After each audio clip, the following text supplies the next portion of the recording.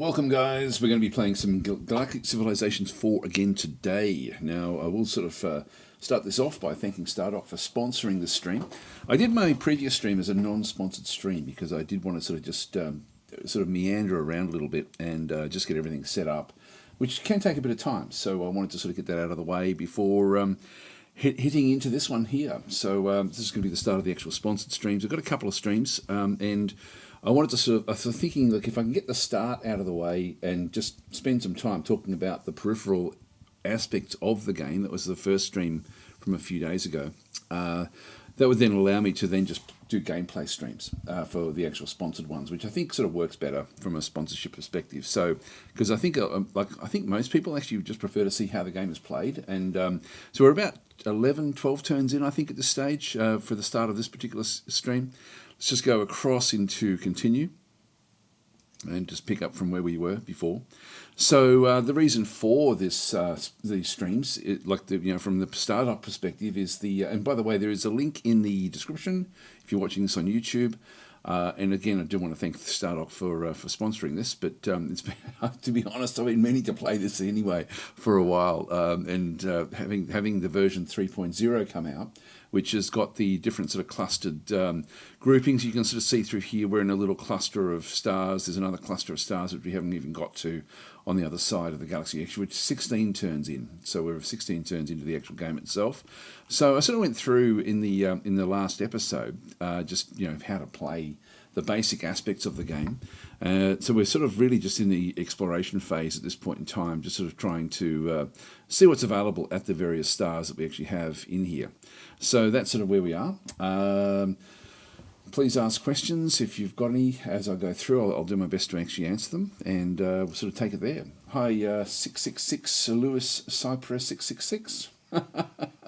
So anyway, we'll continue on through with where we were. So we've got 3 planets. I might just do a bit of a summary as to what's happened, who we are, and how things are working. We're slowly sort of unlocking the various, the various areas of the game, like the various sort of modal windows, if you like, down through the bottom through here. We haven't met anyone else just yet.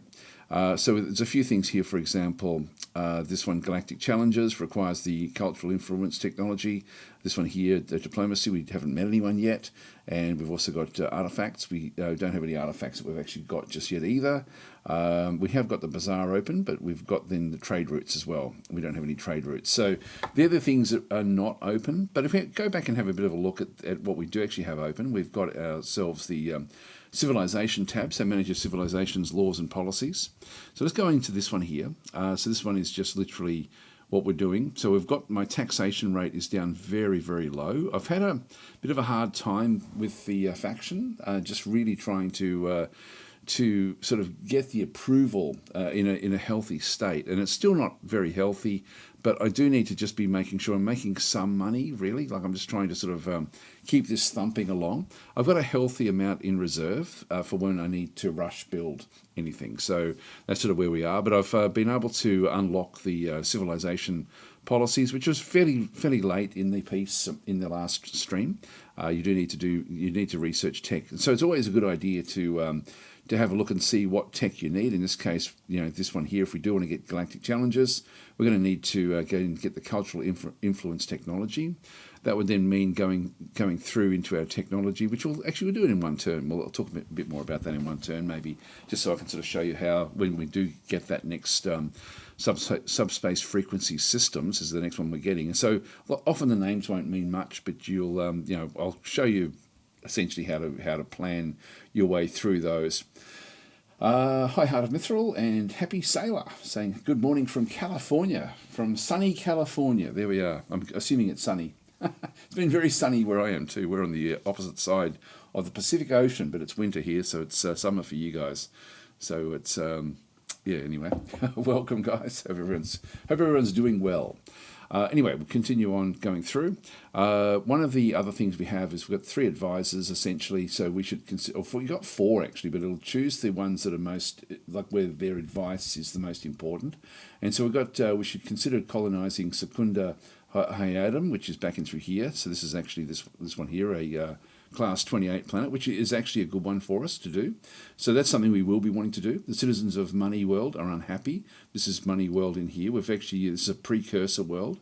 And the approval there is at 43%. It was even lower than that. You can see down that very last in the list there, it's got approval and then 43% next to it. And that's actually a bit of a problem. But this one does generate a lot of money for us. So it's sort of one of these things where we need to address what's happening on that world. And then finally, we've got another advisor through here. Other civilizations should admire our culture. So it's a bit of a non-entity in terms of the advice. Now, these advisors also come from the civilization tab. I was doing a real deep dive, for me it was a deep dive into aspects of the game last time. And one thing I didn't show was where these guys come from. Because we actually made ourselves a space dwarf civilization. We adapted it from existing space dwarf civilization, but we've sort of just given them a little bit more resolve. To show that, I don't think we can see it from this screen. If I go into the data banks, I don't know if we'll actually get... Yeah, this is the citizens in through here.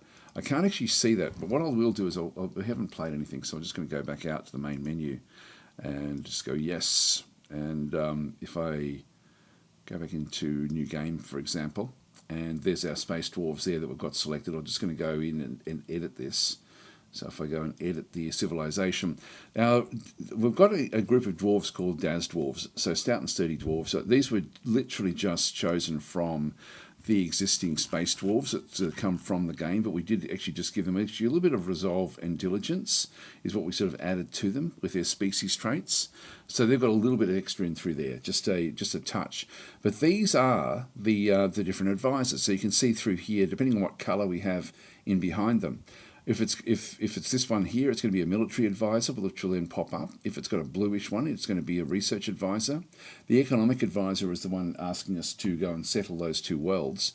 And then the culture advisor is that last one, just saying that people should admire our culture. So they're the 4 different advisors that we have. So I just wanted to show where they are and how they work. These are not characters you can use in the game, but these are characters that... it actually would be pretty cool to actually change this, because you can edit all of these different things as well. Like I can actually edit the species if I decide to.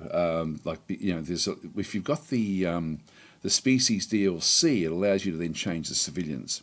Anyway, let's just go back, and just go back to continue. So we haven't actually done anything just yet. Hi, Scratchcot, how you going?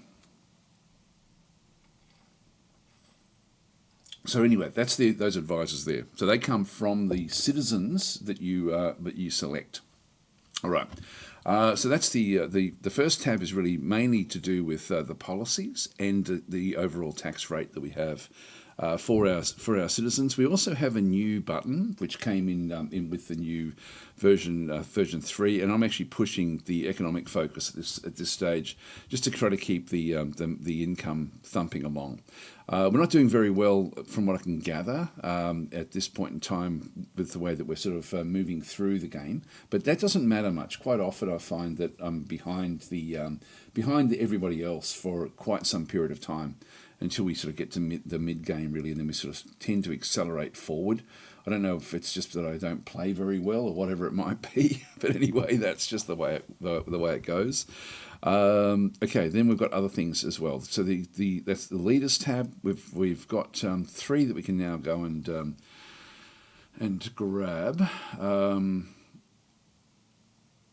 So we've got these are, we don't need any just yet. And yeah, so I'll just have a quick look at the ministers. We do actually have a minister of colonization. So this one increases the approval on all core worlds except for our home world based on the social skills of the assigned minister. That's actually, if we can find a good one here, got 5 there. It's social skills. We haven't got anyone greater than 5 except for ourselves, which are here at 13. It's actually going to be viable now to get this one. Increase approval in all core worlds except for a home world based on the social skill of the assigned minister. I think I might do that one and use that 5 None of those have got the 3 and 5 as well. So 5 has been the best that we've actually got from the actual different ones. We've got Sir 2891 back and through this other side, who was a Secrets Guardian, so bound to the clandestine group, the Watchers. They navigate a realm of peril and promise. So plus 5% research and minus 3% approval when appointed governor. Now, that's appointed governor, but not in terms of minister, that he would still be okay. A bit more global. We do get plus 1 control per turn. Now, I don't know if we end up with, if he has to be a governor for that as well. I'm only getting 1 control. I don't think we'd get 2 with him. But I'll see what actually happens. He's only got 4 months left to get him. Let's go and grab him. So we'll just drag him into the unassigned leaders. Go back to our ministers. So we unlocked this one as well with technology. So we'll just go and place him in there. And yes, it does. We do get extra. So the draconian trait, it says we got 2 there. Plus 1 there. All right, that's pretty cool. That's pretty cool. Okay. So we do get that. That's actually very, very valuable. Is there anyone else that is worth bringing stuff in? We've got the Corsair lineage. That's 5 wealth, but crime goes up. Once belonged to a cult that has worshipped a long-dead alien god. This one here, we've got libertarian, so increases the awareness of individualism. Survived a spaceship mutiny and lived to tell the tale, and also plus 3 deception. Manipulative back in through there. We don't need to do anything else there just yet. So that's the 3. We will need another governor, but we've got a little bit of time to check these ones out. Again, social skills are quite important. Now, what that's going to do overall by putting that governor in is it's going to then change our policies overall. Yeah, we've gone up a little bit. So we've gone up to 70%, which is actually, a little bit nicer. What that does is the approval is a multiplier for production and research, and so they're very important in this sense. So the less you tax, the happier they are. The happier they are, the more production and research you do. Essentially, is how the outputs actually do then go and work. And you do actually now have the civilization focus, where you can just go and push different aspects of the game, depending on what you want to do. You can switch that around at any time. So that's new to the game. And what I might do is I might actually open up these tabs as we require them, and then I'll just talk a little bit about them. One thing I'm looking at through here is I've got 3 executive orders which I can use. These are the original ones that we had. We've got another one here where we've got draft colonists, where I can actually go and bring in another colony ship, but it's going to cost me 2 approval, which is something that I like. It's only for 10 turns the approval drop, so. It's sort of one of those things where I'm thinking that would be good enough. Let's have a look and see what we're building, though. We are back at this location. We are building a probe at this point in time. To grab that one there, I can then, and now that we've got so much control coming in, I'm thinking I'll actually just go and do this one. So this one reduces approval for 10 turns. It's going to, the cooldown for using this one is 12 turns. And so we have used it once already. This, essentially what it does is it gives me a free citizen, which is good at this early stage of the game, and also, but at the cost of a small amount of approval. I'm going to take this because we've just got ourselves an approval minister, so we'll execute this particular mission. So we'll just go across. Yes, we will do it, and so we now have a new settler ship, and I'm just going to go and tell it to go down into this amazing world down in through here. So it'll just make its way through.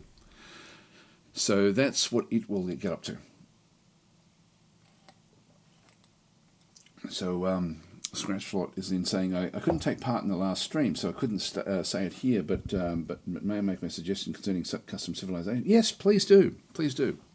I mean, one of the things I love about doing live streams, to be honest, is that I learn a lot from the different things that you guys sort of make suggestions for. It's sort of it's like having a masterclass available all the time, like to hone your skills, hone the gaming skills, which of course are so terribly important.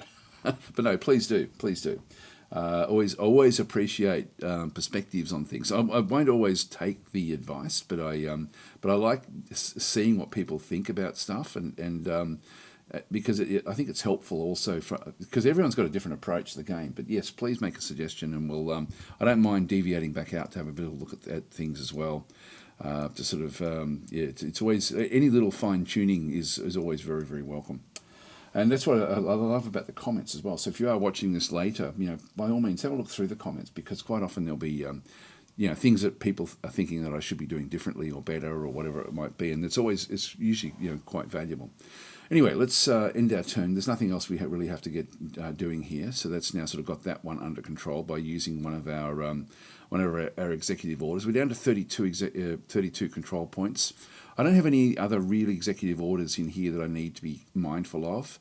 The telescope takeover is on a 30-turn cooldown. It's only 15 control points. Now that I'm getting +3 control, I'm going to be able to use this a lot. So I'm going to be able to do this every 30 turns. So we're halfway through 15 months until we can do this one again. I've already used it once just to spot what's going on in here. And by the way, just cover a bit of the old ground that we covered last time. When you're doing a telescope takeover, you do get to see what you're going to be exposing. All you need to expose is you don't need to see all the planets that are in orbit around a star. All you need to do is to be able to get the star. So this one here, this Al-Nazil star system here, is showing me that it's got one planet somewhere in around it that is sort of viable. So this one here, when I hover over it, it's a class 2 planet. It's not this one, which is a class 0. There's another one somewhere hidden away, but it will always tell me what's going on. So as soon as you see the star, that's all you've got to be able to do to be able to then evaluate, is this worth investing time and energy into. You've also got how many planets. There's one sort of useful planet in through there. There's 2 dead planets somewhere else. So there's that one plus another one somewhere else as well. No asteroids and no resources. So it tells me all I need to know about that star system. And so we've got another one back over here, for example, which we just found this particular star. But I've got 2 planets in through here. I've got a class 2, which is that one there. So you've got two planets, 2 dead planets as well. So there'll be even more planets. 6 asteroids, which for us is going to be very important. So we're going to ultimately sort of end up going more forward in through there. And then we've got 1 resource in there as well. So that's sort of happening in through that side. I'm just going to end my turn here now. So everyone will sort of just move forward a little bit. So subspace frequency systems, we've now got a new galactic civilization cannot exist if it takes hours or even years for messages to be sent and received. So hyperspace radio provides instantaneous communication regardless of distance. This is a lot of these then unlock different channels through. But let's have a bit of a look at. I won't choose a new tech just yet, but this one here is this one unlocks coordinated beacon, upgraded entertainment, maximum enacted policies of +1. So that opens up my civilization policies a bit more, which is actually probably the most valuable thing in that whole big long list. The Beacon of Babylon and the Planetary Beacon are all different things that are, this one's a galactic achievement. So this is a universal communication platform that vastly increases the influence of the civilization and planet. This one here is just can only have one of these built on a particular planet. It does cost uranium. This one here costs 3 harmony crystals, and we don't have any of those things just yet. Let's just go and click that one out of the way. So we're not researching anything just at this point in time. But what that will then go and do, and you can see we've now got a few things have now opened up. So assign a leader to an available commandership if we wanted to. So this is actually something where our military advisor is now coming back through. And we've still got the other 2 advisors sort of just giving us little bits of messages. I'll just read what Scratch kind of said. I made a version of the Borg, and they are cultural monsters, but I cannot really discern why it's the case. They have influence +1 in collectivism culture, but their abilities are just hive mind and ironborn, and they don't explain it. Could you create them and check it out? Yeah, sure. Let's have a look and see. Let's see what we'd say. Because actually I did mean to play this one as ironborn, and I forgot to do it. I woke up this morning thinking, I forgot to do ironborn. I was going to do ironborn as one of the traits of this particular civilization. So if we go across into I'll just run through again, which this is one of the things I think where people actually don't realise what you can do in this game in terms of replayability. Like it's so broad. So Cosmora is saying, is this a new update? Yes, it is. This is version 3.0. It's a major update for the game. Anyway, let's just go and I'll save the game where I am. I'll just make this DASO2 for now. Save that one in there, and I'll just go back out again. So main menu. That's one of the great things about doing live streams. You can sort of deviate off and sort of take a sort of quick look at things. I'll just go to new game, and so to set up a new thing through here. So I'll just use some of the keywords that were sort of that were given. This is going to be a Borg like Ironborn warriors. That'll do just to get started in through here. Hi John Lost, how are you going? So I'll just go and generate, and that'll at least get us started. And we can then sort of pick and choose different things. So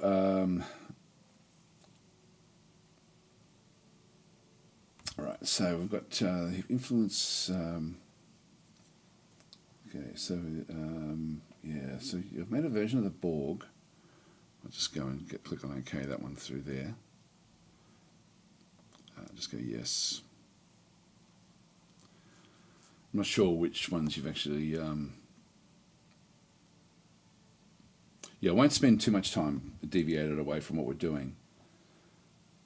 But I'll just have a look at the setups that you've got, the Hive Mind and the Ironborn.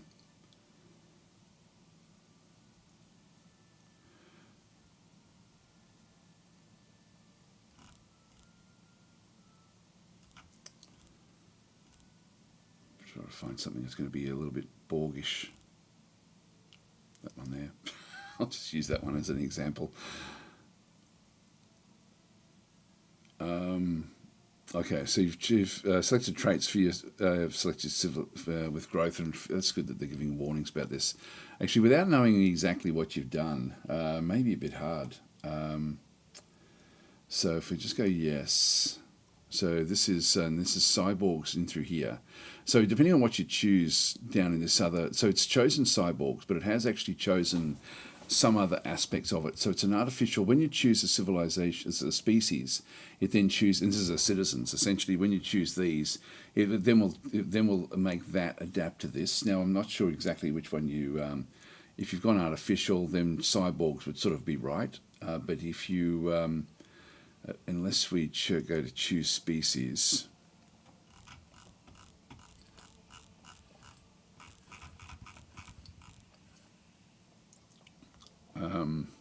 if I go and copy the species, so did you change any of these? I'm just having a quick look. They have +1 influence, yeah, which isn't any of these. So let's just use the cyborgs as an example. I won't go and make another one of these.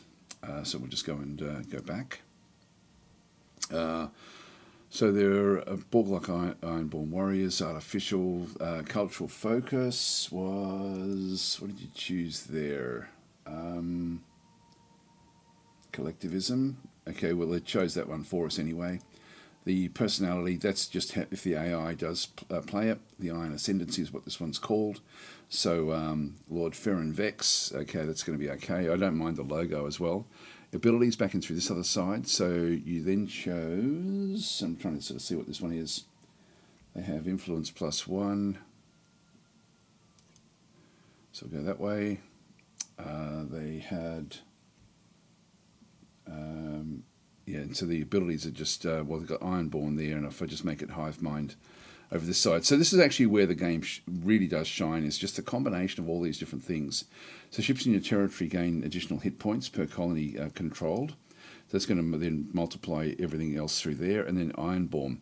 So this is actually one of the ones I did plan on using for my run, but I didn't actually end up doing it. So again, it's going to have hit points, but also extra armor as well. So that would be why it would end up being so strong. Ironborn, and they just don't explain it. Could you create? It's going to be. I'm going to have to then play it to sort of show that. So it's not really something I can do in a short period of time.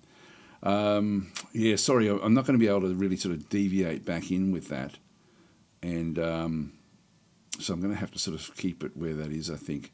Yeah, sorry, that's going to take me too long to muck around with. I'll just go that way for now and just go and save the civilization. But that's In that case, yeah, actually no. There's one thing I did the wrong thing there. I'll just go and edit that or delete it. I might just delete it actually because I didn't spend any real time with it, and there were some abilities in there I think which we have to relook at. It's just saving it all. So to do the save. So sorry about that. I'm going to have to. It's going to take me too long to deviate. I thought it was just a quick little thing I could look at, but it's not. So to actually evaluate it would then mean playing it, and that will take too long. So we'll have to leave it there. Sorry, Scratchcot, about that. But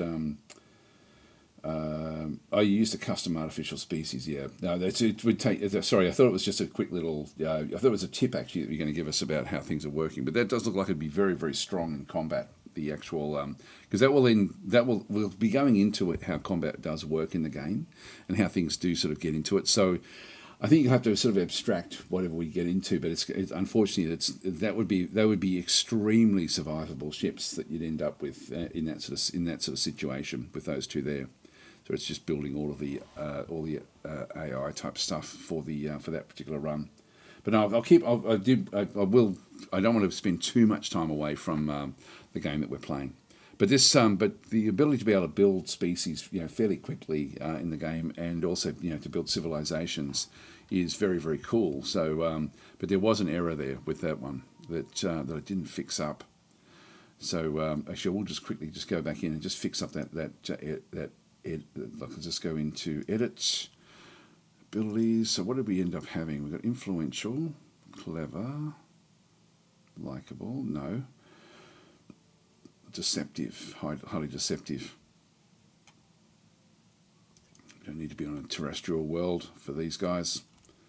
Just something like a barren world or something like these would actually sort of work in fine for for that particular group. I'll just leave it there like that. I'll just go and save the civilization. There we are. And so I'll just go back again.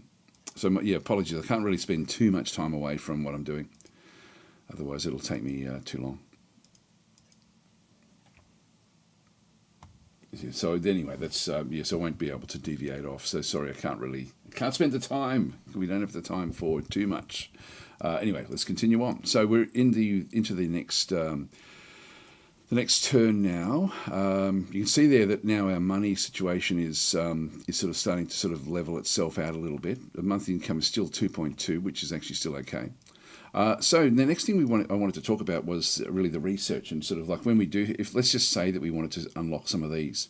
So it requires the cultural influence technology. So when you start to see these things, and also like we've got a leader available to the leader to an available commandership has actually sort of been requested as well. If I go back into my leaders and go back to the commanders, we did actually unlock 2 ships in the last one as well.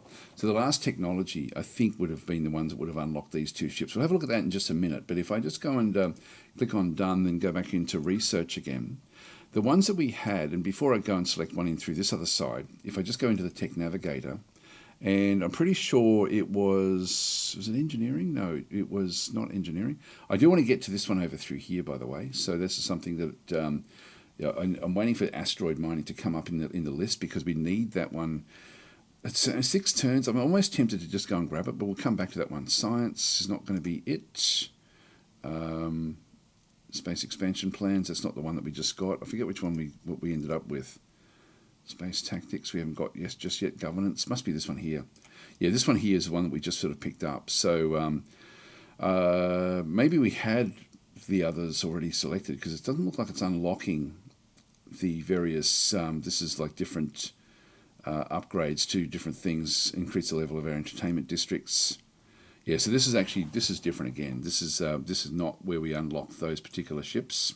It's not going to tell me now. If I just go back again though, some of the other ships, we'll just choose one of these. This gives us frigates, this gives us defensive studies, which gives us a bit of everything, and we've got research districts.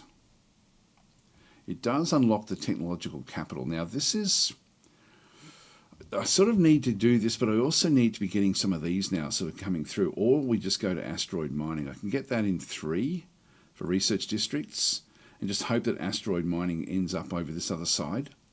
So, and again, these are all coming from different areas of the tech tree. So research district in through here, you can see there that we've got different advisors. The 3 different advisors are now pushing different aspects of each of these. Like the economy is to get the frigate class, the defensive studies for the military advisor, and research district for the research advisor. I think I'm going to go that way ultimately. I'll just go and click on it. We can always come back and change it, and I'll just click on done, and we'll just go back again to the leaders again and have a quick look and see with the command ships we have available. So this demo day in through here requires defensive studies tech required. So if I did get that defensive studies tech, we would then unlock this particular ship as well. And really what I'm wanting from these ships is not for them to be able to do to do too much. I mean, this one's got a flagship ability, which is actually not bad. I don't know if these have got that. Actually, these are flagships as well. Actually, it's not going to give them the ability to... I don't think that they have the ability to then still go and check out anomalies in space. They may do. We sort of might use one of these and just have a bit of a look. This one's, if we have a look at what we've got through here, we've got a combat rating of 3. If I just press shift, I can sort of then hover over this one here. So combat rating of 3, where we've got a beam attack of 4.5, energy relay 50%, and an experimental laser of +3 in through there as well. This is sort of how we're then getting the 4.5. That's all it's got. And it's then got this is its conquest rating. And so this actually helps with conquest of planets, which is not going to be important really for this ship. It's got 12 basic hit points, which is it's a small hull, and then hull support of +4. What it does then have is it's the hull size is a small hull. The mass is 13 of 18. It's got the 11 moves, which is very, very high movement. Sensor range of 3, logistics of 2, maintenance of 0. Fleet supply of 2. Little is known about this mysterious ship or its crew. These are sort of like unique ships that we have available to us. So it ends up with a +50% beam attack when inside borders. And beam is the important one here, but really all of them are then enhanced. Actually, from surveying, +1 research from surveying is good. Increased hit points based on the commander's diligence, and increased attack based on the commander's resolve. So diligence and resolve are the 2 important things for the Eclipse. Let's have a look at this one here and through here as well. This one here's got +1 sensor range per level, so it can see further and further. This is the Watcher. This one already has a sensor range of 5, which is actually very good. This is almost like a smallish a ship that can then sort of see further out. Increased hit points here based on diligence and resolve again. So these are both useful ships. One is going to be give me extra research, the Eclipse, as it does the surveying. This one here, just as it levels up, will get better and better sensor range.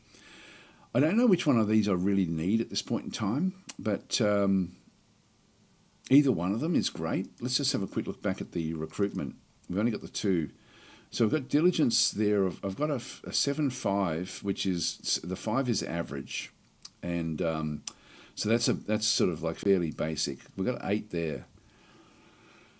Now this one here's got the Corsair lineage of +1 there.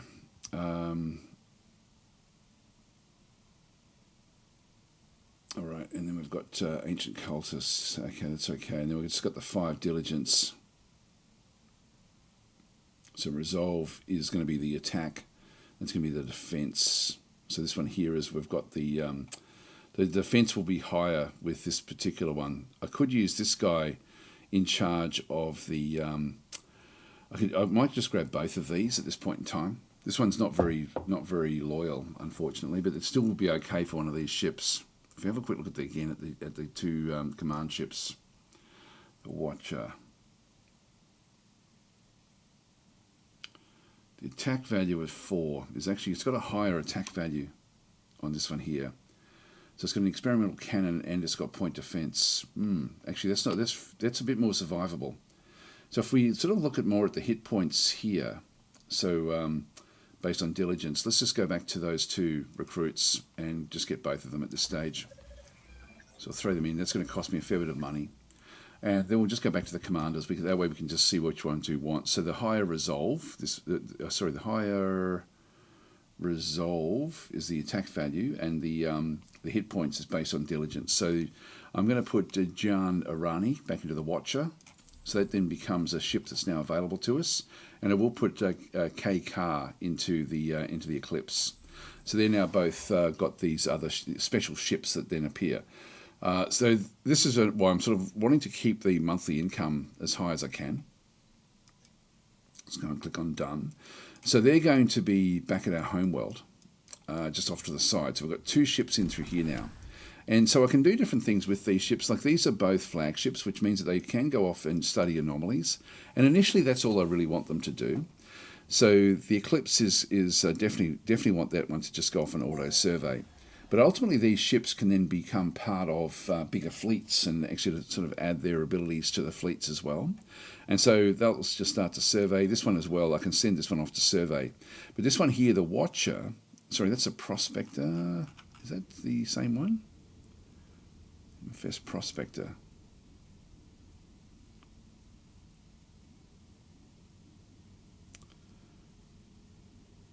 Not sure if that's... Oh yeah, no, that is the one. That is the one. We'll just get it to also just wander off. That there is where did we get the other one from? We might have got a special one as well, like the this one here. This is the a Prospector ship, which is and I'm not sure exactly where we would have got this one from. It must have been from other technology.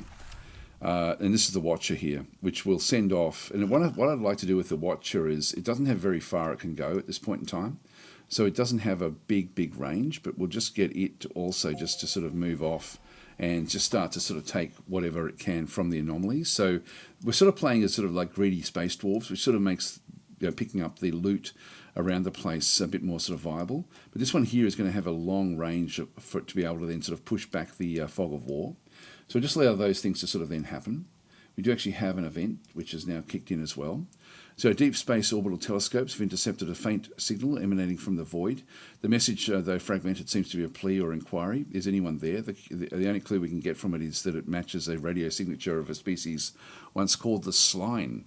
Attempt to respond to the signal, so a message has been sent. So the Sline possibly are in the same sector with us, I would guess. So we'll attempt to sort of respond back to them, I think, with that one through there. Empty policy slot. So we unlocked the policies again in that last one. So we'll just go back across. Now, I don't need to unlock that other ship at this point in time. I don't have anyone else I can really put into it. I've got another one in through here. So, coerce colonization is going to reduce our approval by too much. We're at 68 approval. Export food. This one does give me extra income at the cost of food. Now, I've got 12 food there at the moment. And this will be essentially per planet. A small amount of food is exported from each world for wealth to each world. So we could do that one through there. Land exploitation, the pollution goes up, but the income goes up by 5. And then shipyard stimulus. This is where the income goes down by 5%, but the military, which is the building of the shipyards, goes up. Now, I don't really have a lot I can do there. I'm thinking the export food will probably be the better option. We go down to 6 now because we've got those different planets, and that's then going to push our income up a little bit more. Let's just do that one for now. We've also got Heart of the Empire in through here where the income goes up by 25%. There's no real negatives with Heart of the Empire, so we'll just sort of keep that one sort of thumping along. Just go and click on Done. Just reading a few more out through there. Hi, John and Supreme Plague. Hope everyone's doing well. And we'll just sort of continue on thumping along with this one here. So we've got now it's got different ships which are waiting for instruction. So we've got ourselves, this is a constructor that we had that we were sort of just, had sent it down here just to do some scouting initially actually, but we're looking for other resources for this particular ship. I've got to be careful, there will be pirates around, and so we will need to find them as well with what we're actually then going to do. Now, this is one that we've just come across. No planets in through here. There is one dead planet, which is that one there. And we've got a lot of asteroids here. So this is actually another good, very, very good mining planet for us. We've got a fair few of these actually, which is awesome. This is what I mean. Like all you got to do is expose the actual planet itself, and then look for information here. So this is a white star, and so we've got 1, 2, 3, 4, 5, 6, but there's actually another 5 asteroids somewhere in around this particular star system. So that's, you know, there's a lot of asteroids in here. This is why we need asteroid mining. Really need to start to get on top of that. Particularly playing as our space dwarves. Let's go and end the next turn. Comes more. These are small fighter ships which are just coming across to position themselves over the top of these particular worlds. Okay, we'll just idle ship back over here. This is a probe, and so I'm just manually going out to each of the actual planets to sort of see what's where, just to see, like, you know, what's viable and what's not. Let's just move across to this other side now over here. Just keep that one going. And yeah, these are now moving out automatically. Got another event. So this is the Alcarb-1 planet report. So DAFCI contacts you with news. A mining conglomerate has discovered a deposit of crystallized Illyrium on Alcarb-1, material vital for advanced energy systems and weaponry. The conglomerate offers 2 proposals. The first is to mine the resource using an AI-based strip mining, which will bring immediate economic benefit but could harm the local environment and populace. The second is to mine it sustainably, ensuring the well-being of the planet but at a slower economic pace. Now, this is a very, very nice planet that we've actually got ourselves here. So it says mine it now. Who cares about the alien whales and other space fish? So we end up with that -10 approval for 25 months is bad, and the 25 plus 5 pollution is also bad. We end up with another 150 back in the treasury. I don't like the idea of that one. Take your time. We're in no hurry.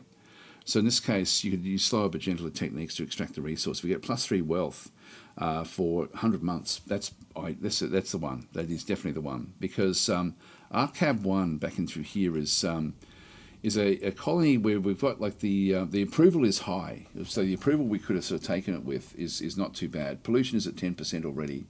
We are building manufacturing districts at this particular world. Like, if I just go back into it, it's a fairly nice world that we've sort of got established in through this other side. We're still, like, we do need to get our growth up in through here as well. Like, so we do need to do some things with this. This world needs a shipyard, yeah. We do need that, actually. We get more different things we can go and build. I think I'll build a shipyard next. I'll just throw that one in there.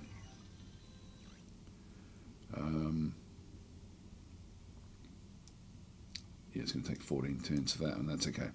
Just saw the one, thought, I wonder why it's just one.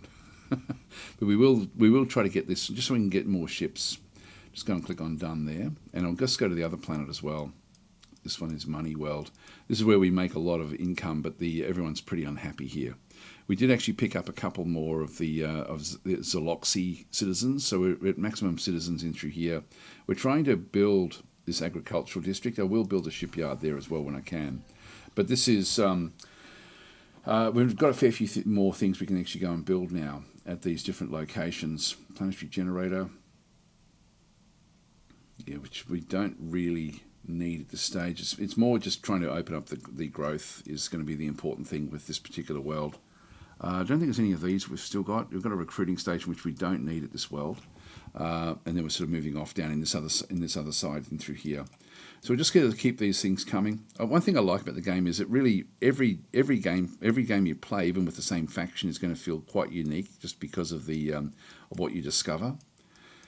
Let's go and end our turn there. There we go. We found Promethean back in this other side. And so we've got different resources, and I am wanting to, and there's another Promethean there. It's not enough for me to just get one, if I can help it.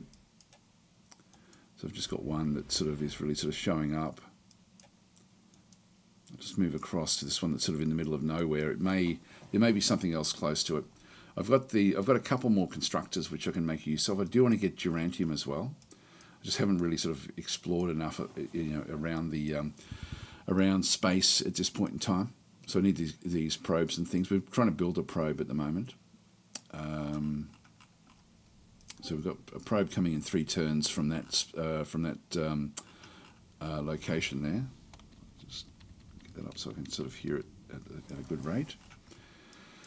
All right, well, into our turn there.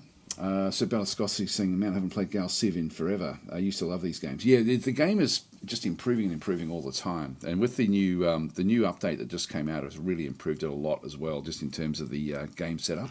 It's sort of made it a lot more interesting with clusters. Like you can see there, we've got a cluster which we seem to be in control of, but there's another cluster over this other side, and we haven't got out to there just yet. So it means that you end up with much, much more interesting sort of layouts in space, which is yeah, a lot more interesting with what we're sort of seeing through there.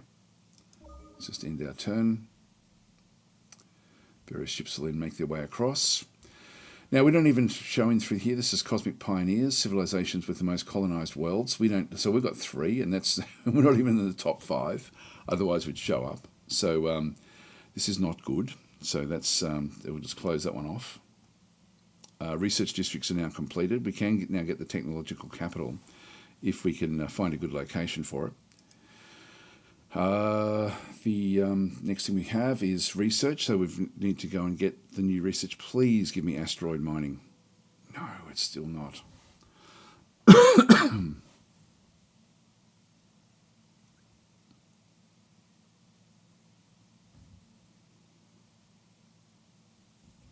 Okay, we can upgrade markets. Gross income goes up by 10%. That's actually not bad. I think I'll go that way, but I do. If I don't get asteroid mining coming into this list of 50% research off next turn, next time we do this, I'm going to pick it. I think, just because I do need it pretty badly. Event. Okay, so this is a prospector survey report. So lost siphoning resource module. As your flagship approaches an abandoned cargo container, it detects an advanced depleted resource module inside it. The mysterious device has the power to sap the resource of enemy planets. When you keep this powerful tool, it'll sell it for credits. So we can store this one in as a artifact. So by storing the depleted resource module in your vault, you gain the ability to use its power in the future. This device can be deployed to drain resources from enemy planets, giving you a strategic advantage in conflicts. Gain a charge in the resource. Yeah, so we've got that one through there. Or sell it for 500. Now I'm down to under 500. I'm going to sell this one. I'm not going to be able to use that in the short term. It sounds really cool, but I think I'm going to sell this one. I don't think we'd get the 500 back from it at this point in time. So that will then just get our coffers back up to a reasonable amount. Let's have a quick look at the leaders. We've got one more leader that's come back in. This one here is a reincarnated hero. So 6 and 6 back in through there. Nothing fantastic with what we're seeing. So we'll just wait for more of them to arrive. Just going to click on done. We don't need anyone else in there just yet. We've got the, yeah, so there's nothing else we really can do at this point in time. You haven't really unlocked anything else to have a look at. So we'll end our turn there. These are now coming back in where we now actually have the we now have ships in space. So we've now got this. This is a the Maguzu MO1 fighter is now in orbit around the planet, which is going to then improve the approval rating of the actual planet itself. This one is just coming in at the moment. This one is 44%. We'll have a look and see what happens next turn. We do actually have an event. The Eclipse survey report. So these are the ships. This is one of the ships we just picked up before. So as a ship glides through the silent vacuum of space, it stumbles upon a lost cargo container. Opening the container reveals an extraordinary device capable of amplifying guilty feelings. And psychological analysts speculate that installing this guilt magnifier on a core world could drastically reduce crime rates. We might have just found the galactic equivalent of a conscience. So store this in the vault. So this one can actually gain a charge for the artifact, the guilt magnifier. Break down the device and extract the precious duranium inside, or sell the guilt magnifier on the galactic market for 200. I will actually grab this one because, what's going through my head is Money World. In fact, I'll show you this when we get there. Money World here is actually a world that is a precursor world. You'll see there's an orbital in around the actual planet itself. When we came and took this planet, the sort of backstory for the planet was it's an old precursor. In fact, you see if I hover over that one, it's got precursor capital. Being an old precursor capital, we have -2 population cap. So we're actually already a little bit behind in population. you'll see that crime is 11% on this particular world. And it should just keep on going up, because this was like criminal organisations were in control of this. This is a precursor treasury where it gives us +2 wealth. We had to sort of decide what to do with this when we took it over, and we sort of chose the one that sort of gave us the least amount of unhappiness combined with the least amount of crime. But crime on this world will possibly become a bit of a problem over time. So I'm sort of thinking that we end up sort of looking after the crime aspect on the actual planet itself. If I just go back into it, it's a very, very rich world, this one. So we end up with a lot of monetary income from here is 5, which is, for a little world like this, is actually very, very good. But we do actually have 2 of these Zoloxy citizens, which we actually sort of picked up when we did take over the world. And so these actually add to crime on the planet, so +3% crime just by having both of those there. As the planet gets bigger, we're then going to have to manage that even more. So there's a few things for us to sort of look at with this one here. Print saying, I find that the research rate on normal is a bit too fast, so I always put it. Yeah, I think that's a good idea, actually. I think it's a good idea. So Bella Scott is saying, yeah, that's a much nicer world generation than pure randomness it felt like before. Well, it really was just that before. It was just an even spread. You can still play it that way. You've got different settings now that you can sort of go and add in. So that's sort of where we actually are with it. A Strand is saying, did you play and enjoy GalCiv 2 a lot? Such a good game. Yes. Well, this one is more like GalCiv 2 than GalCiv 3. In fact, that was sort of like a design decision that they then ended up making.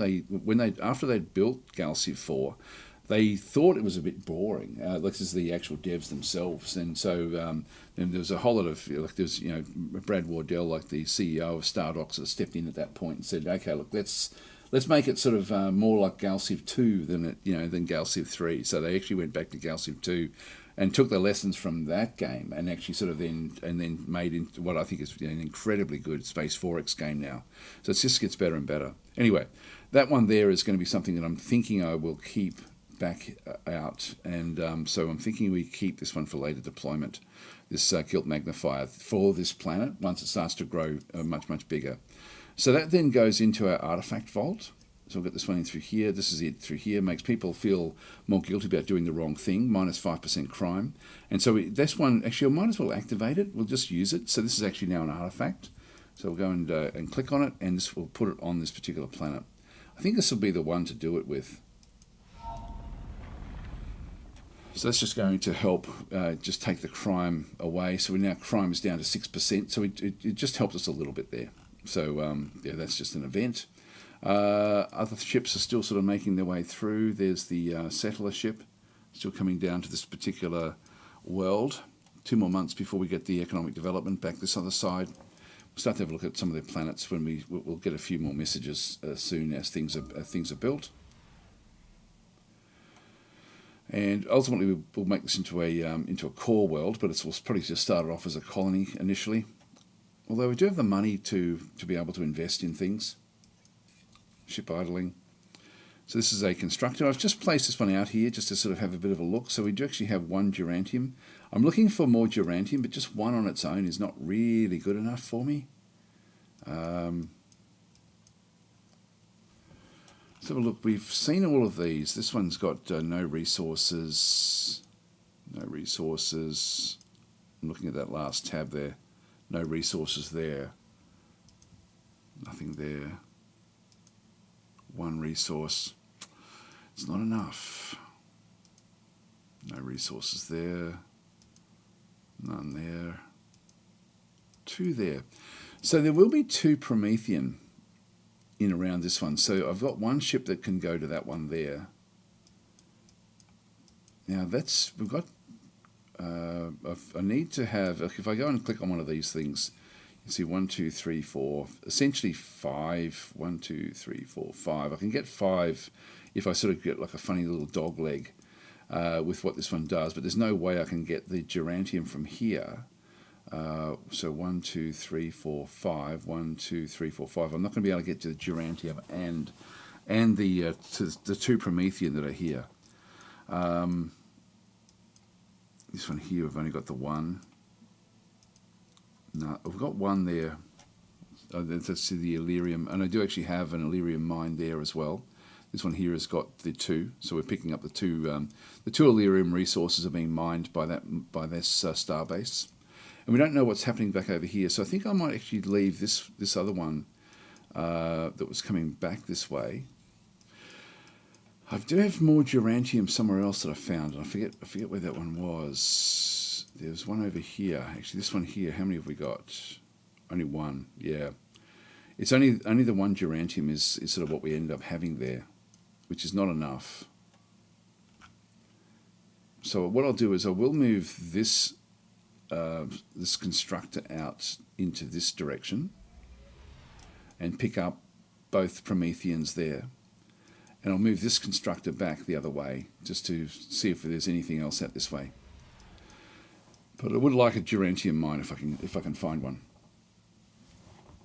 Supreme Playing is saying, do you play with all the DLCs, Daz? Yes, I do have them all turned on.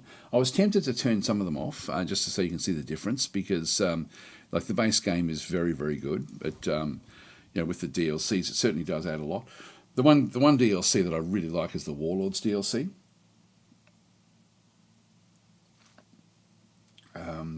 Right, let's keep on going. We've got the ship, idle ship, back in through here. So we now have another probe. Probes aren't limited by the limits of how far they can travel.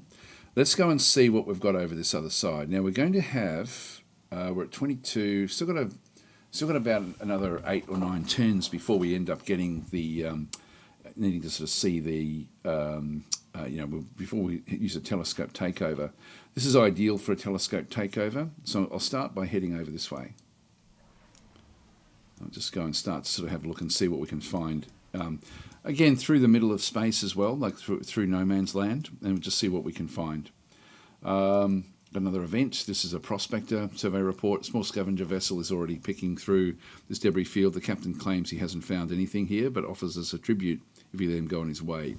So request some of his trade goods. We end up with 3 iron ore spice. Egalitarianism is increased to 3. Best tribute is credits. We get 300 credits. That's actually good. Excuse me.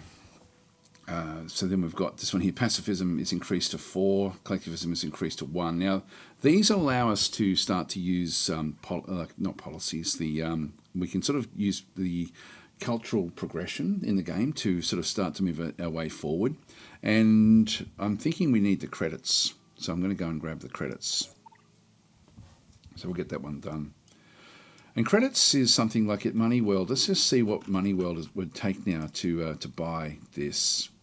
So this one here is going to push the... We're trying to build... where is that one being built? It should be there. Yeah, but this one here is going to give us the adjacency bonus is +2 level of population. That should then pop up the population. If we go into this one, it's 30 odd turns. It's going to cost me 500 to get that at this stage. It's too much. So I'm not going to buy that one. I'm just going to let things sort of just thump along here. So it's still not worth purchasing, but the money is important to us. Even just for getting leaders. We now have two more leaders coming back through. High diligence, low social. This one here would actually be good for this next coming colony. This one here is a cultural icon, +1 culture point when recruited. Okay, that's actually interesting. The culture points are the ones that we're sort of looking for. This is the cultural progression that we actually have. So we've got at the moment, where are we? Total number. We've got 10 to spend. As we sort of go back through the game, we're going to then need to sort of spend more and more. Like if we go to traditionalism, sacred history, it'll give us, we need 19 for that one now. We've already used some of them on pacifism, just to sort of open up and get the 3 constructor ships. These next ones are going to cost 25 each, for example, which I won't worry about getting. But anyway, it's now going to cost us more and more culture points. So getting one extra one is not going to really make that much difference. It's not going to help us much. It's just a one-off one that we get. Colonizing Secunda Hyadum. So we'll go yes to that. So we have a planetary report. So colonists on Secunda Hyadum have taken to breeding and racing a local species of squat four-legged animals. The harsh reality of the world makes the races particularly grueling, and the footage of injured animals has caused animal rights activists around the galaxy to demand that barbaric practice be stopped. It's become a big part of the local culture. The colonists won't be happy if we end the races. What are your orders? No, we must of course stop anything that even suggests cruelty to other forms of life. Now this one gives us plus 10% approval for 25%. I don't mind pacifism, to be honest, getting the cultural awareness up on that one. Export the footage across the civilizations so everyone can enjoy the races. This one adds to crime, but tourism as well. I definitely don't want that. Promote the man behind it. This is nihilism. Leader joins us, and nihilism cultural awareness increases to 3.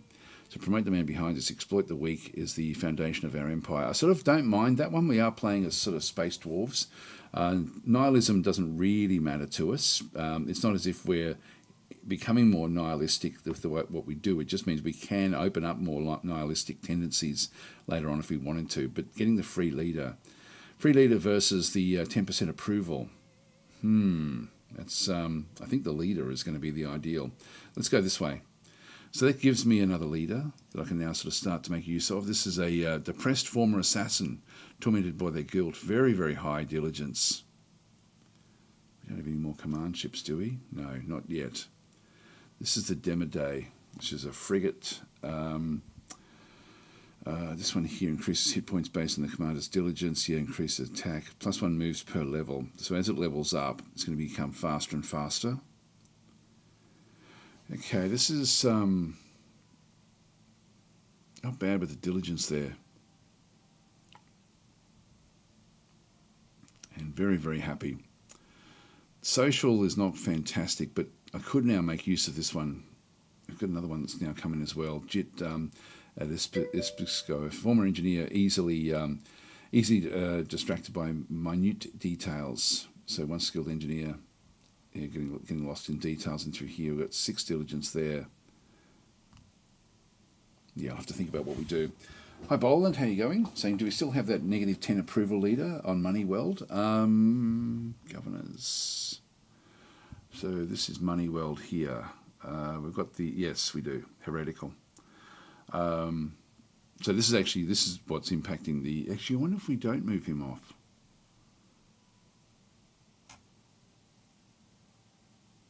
Yeah, that one there, actually, it's, that is impacting. That's a very, very good point there, actually, Boland. Very, very good point. So, we've got Secunda Hayadam in through here as well.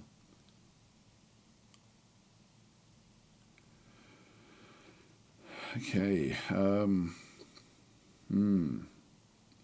can replace him.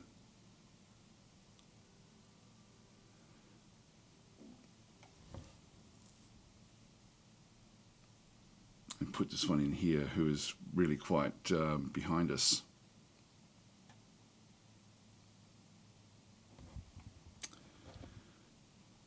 Oh, we've got money now again.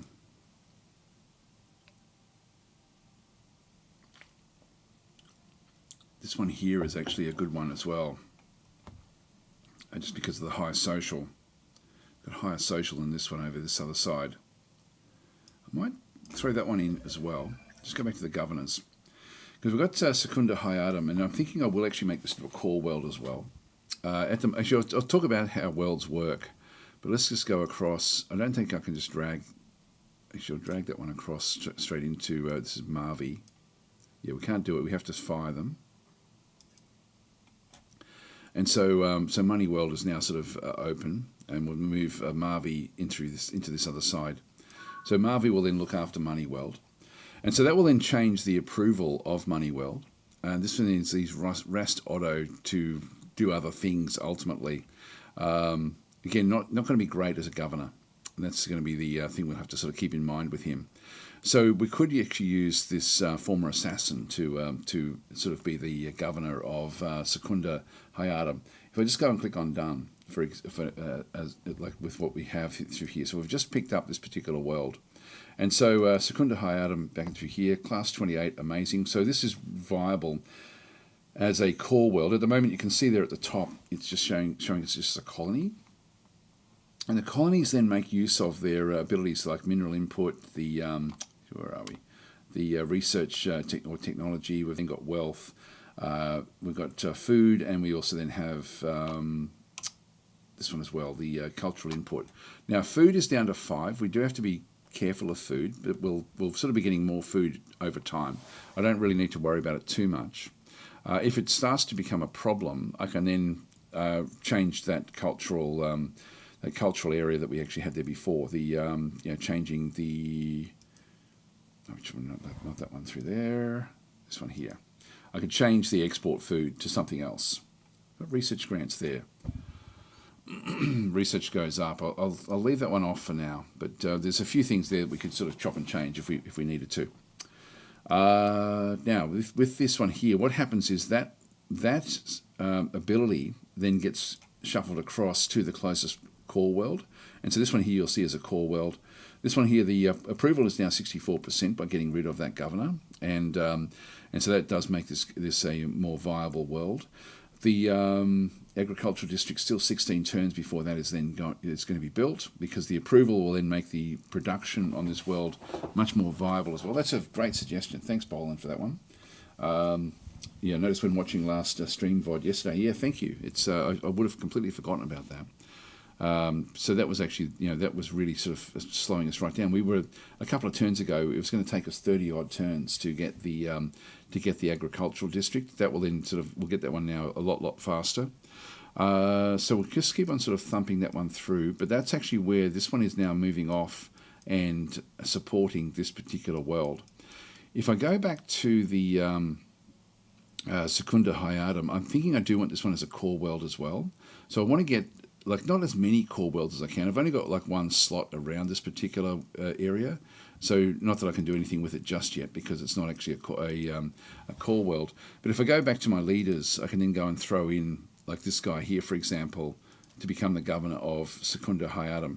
So we can colonize the low quality planets, just as if they've got good outputs, it's very viable to just make them into a colony. But the core worlds ultimately develop into something a bit more special. So let's go and throw Ardi in Torindo into this particular one. They do take a bit of a hit to their approvals, to how much their loyalty to you, but overall it's sort of a good thing to do. So we've now taken this particular world. Just go and click on done, and so this one now will it'll say, hey, you need to fix up one of the core worlds. If I just go back into the core world. This is a frozen world. Actually, this one is ideal for research. So this is actually, we'll make this into a research world. This will become, and so I can change the name. I can't change it from up in here. I don't think I can do it that way. I'll have to do it from my list of planets. But this one here, and also what we're looking for is, we've got one of 3 citizens that are actually working in this one at this point in time. We do have to then go and place the core world capital. This one gets built immediately, and really and I've covered this one last time, really what I want to be doing is increasing my population cap. So I've got a +1 3, I've got a +3 up there. That one will then give me 6. I like the idea of that, actually. I'm going to try to get as many citizens as I can, ultimately. So I'm thinking I go that way, where I get the +3. And if I do that one, we've actually now got 7 with what we've actually built there. We get +1 anyway from the actual core world capital, so population cap of +1, but then we end up with another bonus in through there as well. So it's always worth looking at what that one can then ultimately give us. Then we've got this is sort of where we've now got a whole lot of other different areas down through here. There's lots of research bonuses in through this other side. Now I should have, this is the Beacon of Babylon. This is the technological capital. I'll be wanting to go and build this one. This one requires Promethean. So it's going to cost me 300 Promethean. I don't want to get it just yet, but that's something we will be wanting to go and get. Initially, what I want to be doing is enhancing what we're doing here. And one of the things will be to get, I've got +1 population there, but if I go and add in an agricultural district in around here, I'm going to then push a +2 into this particular zone as well. So I can go and place this any old place, anywhere that I like. Either one of these is actually viable. I'll go and place it up in here to start with. So this is going to, it's going to cost me 32 turns to get that one, but we'll start off that way, and then we will build a shipyard after that. But I'm saying, do you think it's sometimes worth it to research a slow tech we need? Instead of, yes, we're actually at that point pretty much now. We absolutely need to get these asteroids built. So we've got economic development coming. So this is the last of these turns where pretty much no matter what, I will then go and get asteroid in the next one, even if it doesn't show up. We'll talk a little bit more about research actually when that one does appear. So let's just go and end our turn here. So these core worlds will eventually build up. They'll start to accelerate with their building as well as they get bigger. And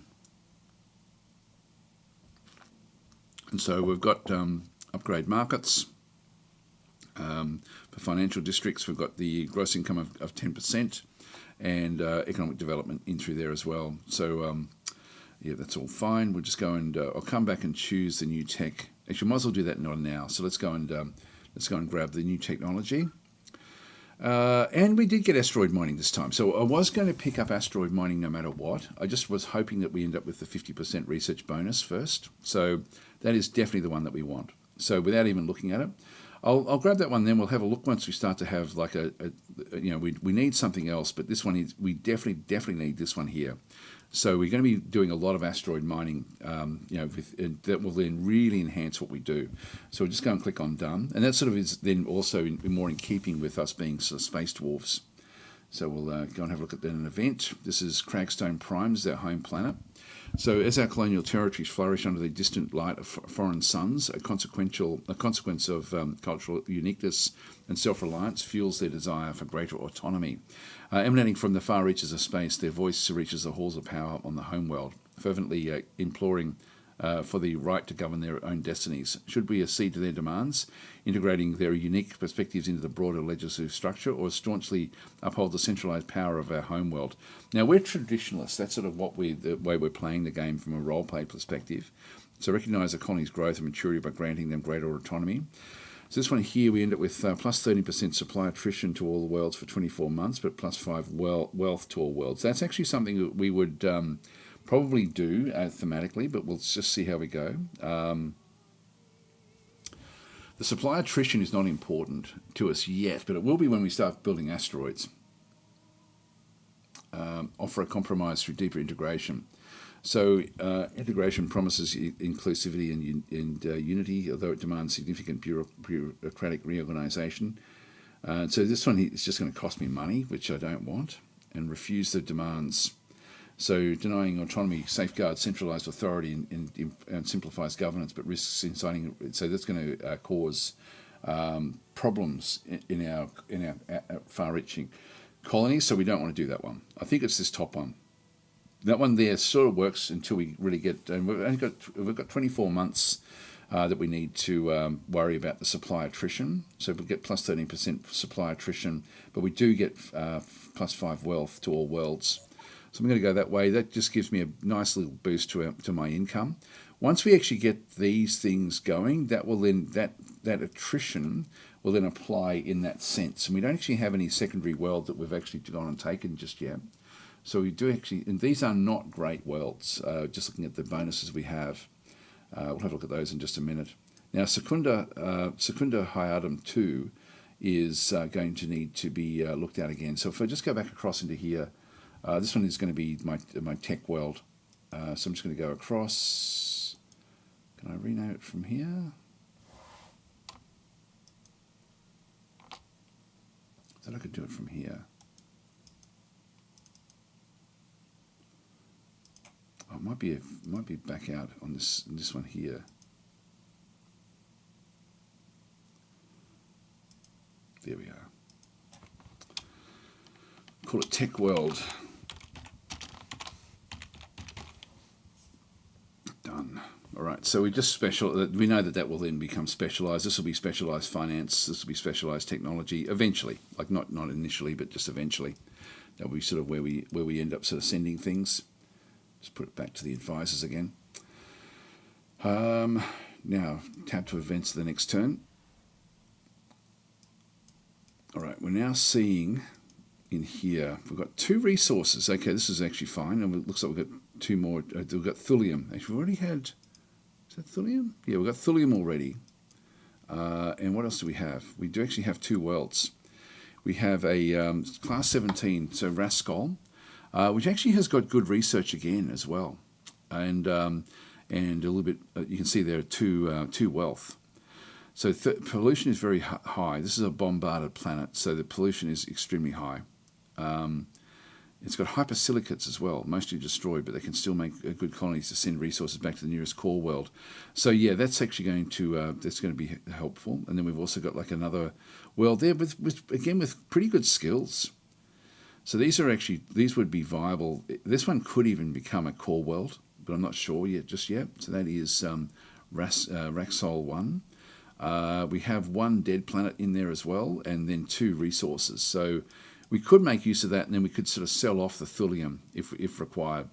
So we can start to sort of buy things with the thulium, and there's geranium and thulium. That's actually ideal. That's actually really is ideal. So we'll just go and grab this probe and move the probe back this way, just to see what's over this other side. There's Rascol 2. That would then end up feeding back into Money World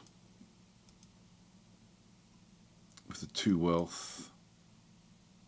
Rascol 1, another 2 wealth. That would actually really quite enhance Money World to have those 2 worlds established.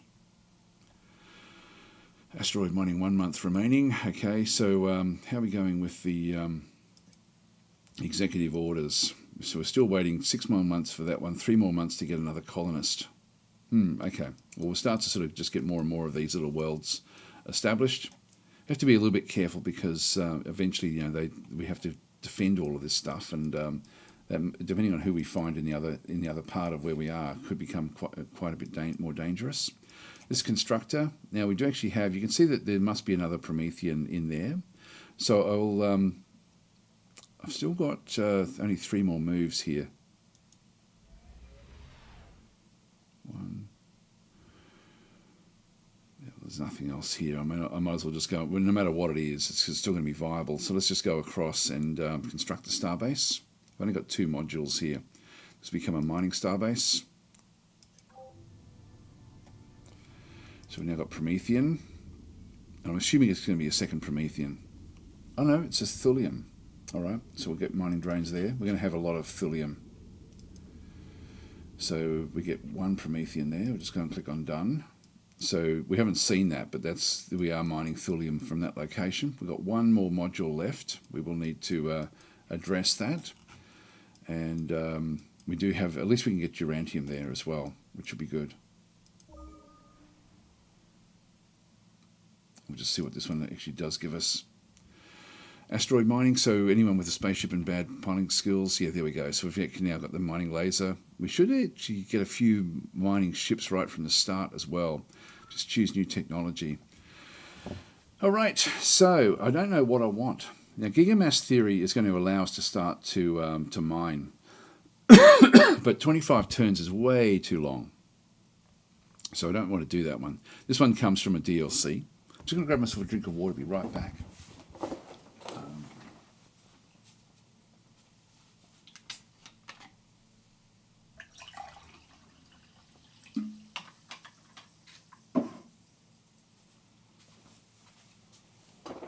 Now again, if you're unsure, just have a quick look and see what what your advisors are suggesting. They'll often have like a suggestion for you to have a bit of a look at.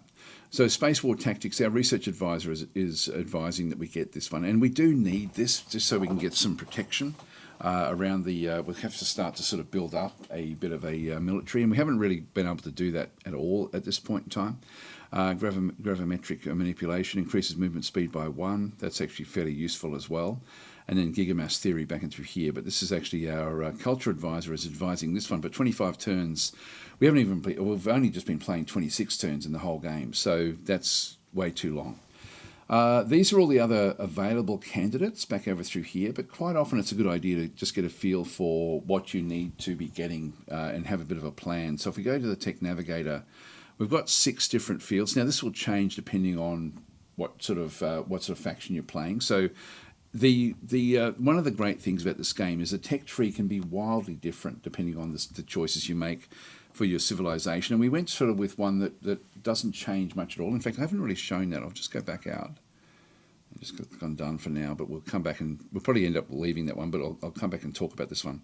If we go back to our data bank in through here, this is who we're playing as. And so we actually end up having, so we've got the citizens, which are the Dwarves, which we had made, which were the space dwarves that we're using.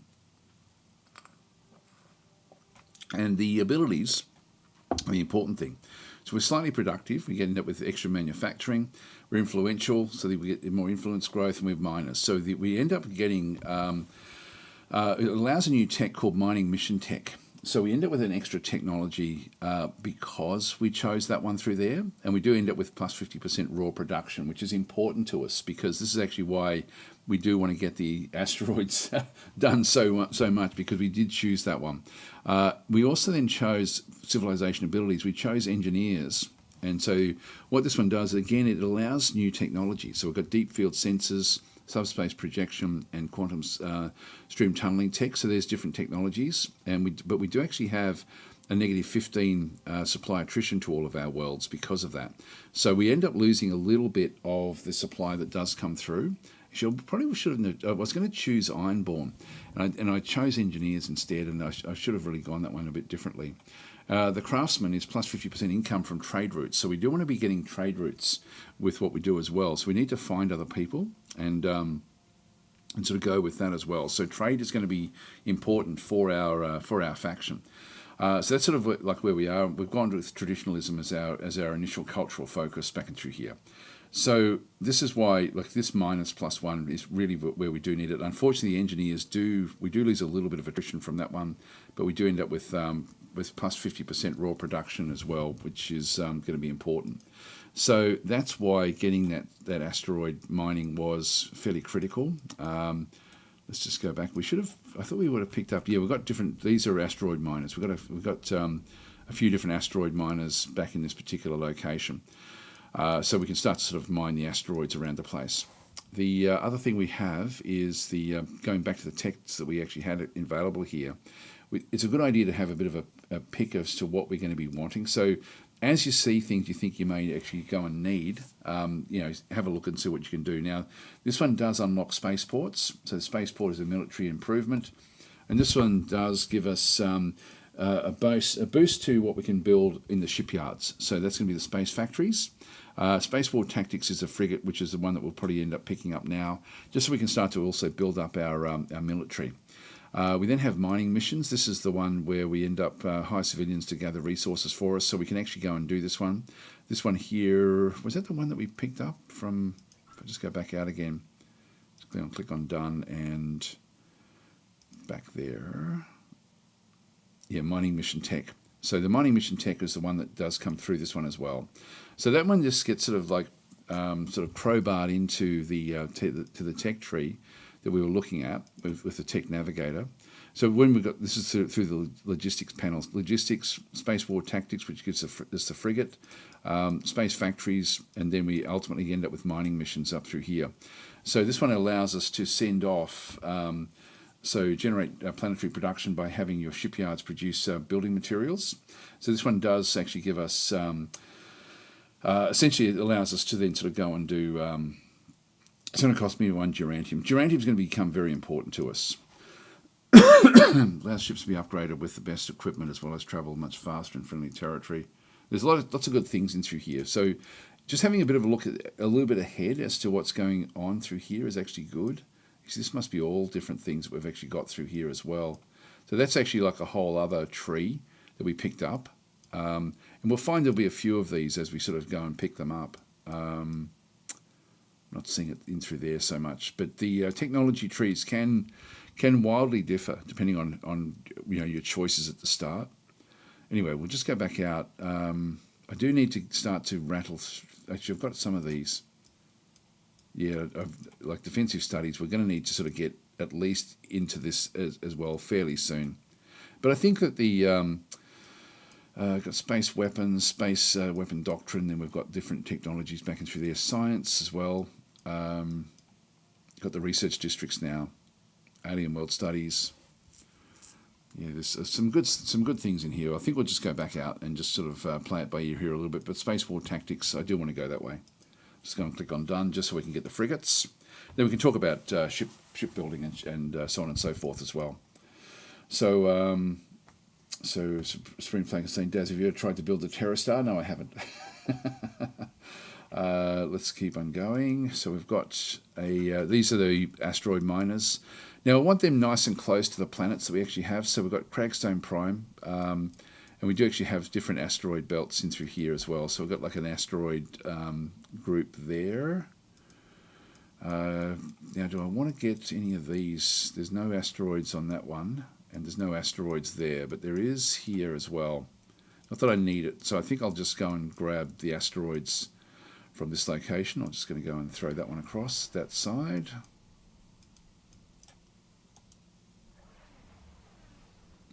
I think that they're different asteroid belts.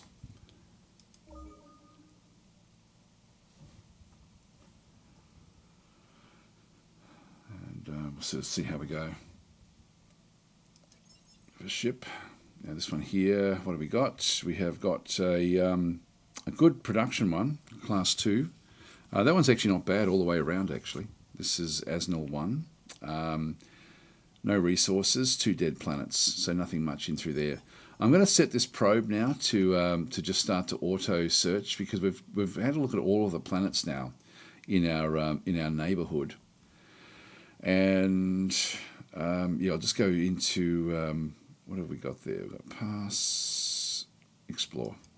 It will just go off and start to explore the unexplored areas automatically. Actually, I might even get it to go up this way as well. Like, this a long way. I really like this, actually. I really like what they've done. Actually, no, I won't. I will actually go and tell it to go back and explore again. So I'll just go and give it the auto explore, because I want to also find out if there's anything else down around behind us. There may be things behind us that we're just not aware of. So I'll just let it explore. Actually, see, there's a black hole, and sometimes black holes have got antimatter around them. So that would be interesting to see that one. Another event from the Prospector. Remains of a powerful warship are scattered across the debris field. Okay, so that's so that's interesting. That's the start of like a major quest. So the Retribution. So the parts of a powerful warship have been scattered across space, although useless on their own. If we find them, we will be able to rebuild the ship, search other space junk anomalies to discover the missing parts. So we need to gather 3 parts of that one and then rebuild the Retribution. So we'll see how we go with that. And with another one as well. This is the Prospector Survey Report. This is an extension matrix in the capsule, a rare ship upgrade. Will increase the weapon range of the ship that was upgraded with it. What are your orders? So bring this one here is a free extension matrix ship upgrade. Disassemble the matrix. We get Illyrium and Thulium. We don't need that. Sell this one here. I'm going to grab that one there. So that will then become part of the ship that we actually ended up having there. You can see we've got an upgrade of a ship available to us. And that one, we should be able to see it. There it is there. That one there. This one's the Prospector. So we do actually have the the upgrade. Where is it?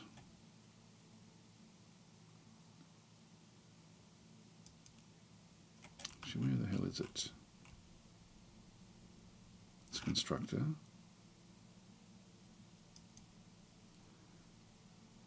That might be the wrong one. It's the Prospector. Sorry, it was the Prospector who had the upgrade. So with that one there, yep, upgrade ship. So we've got the extension matrix in through here. Increase the range of the ship's weapons.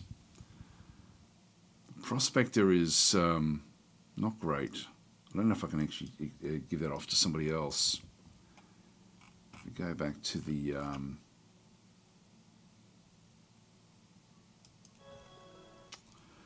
this one here, can we do it? No, we can't. It looks like we have to use it on that ship. Actually, I wonder if we just wait. let's wait and see. Like by the time we sort of get this one to its next level, we'll just see if we can actually use that extension matrix on this bigger ship. Just sort of see how that one does work. So I'll just leave that one back where it is.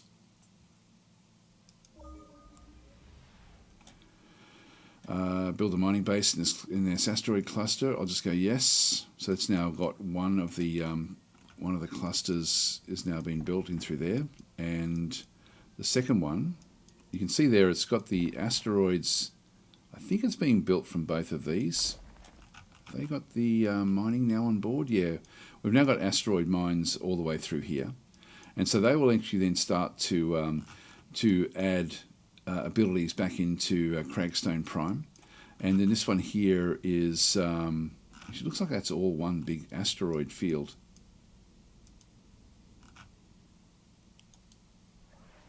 Yeah, it is. Okay. So we'll move back across the other one. All right, so we have a settler now from Cragstone Prime has now been built. I forgot about this one.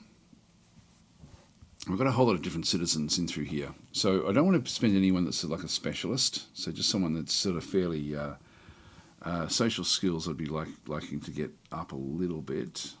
It's no one specialised there. It's just going to be one of these guys. It's two.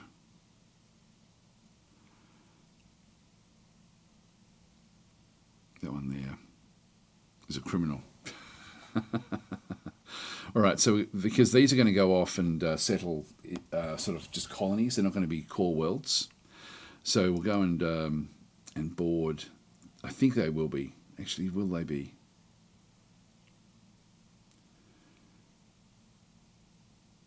Expectations. Yeah, the one's got high expectations. Let's go and use this one here. So we'll board that one across into that location.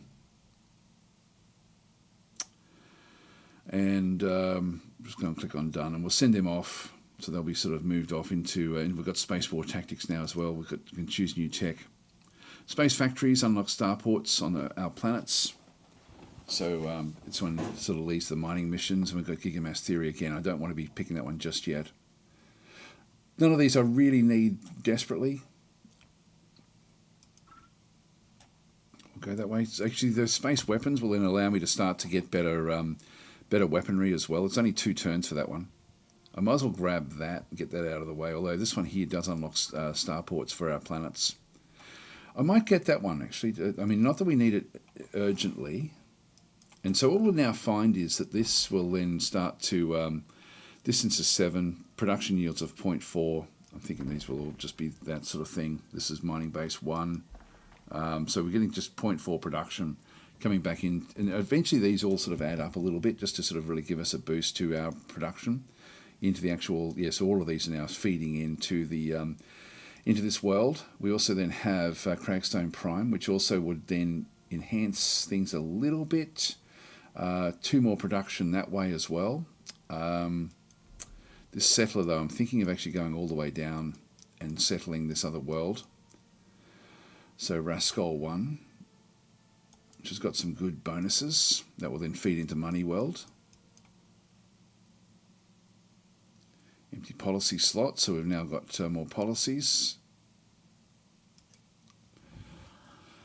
So we picked up another one of these. Got Shipyard Stimulus, Research Grants, Land Exploitation, we don't want that. Economic Development, Wealth of +2. That's sort of an easy little one, so let's go and grab that one.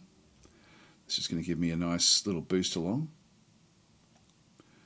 Our overall approval is now fairly high, which is good. The event, the Watcher.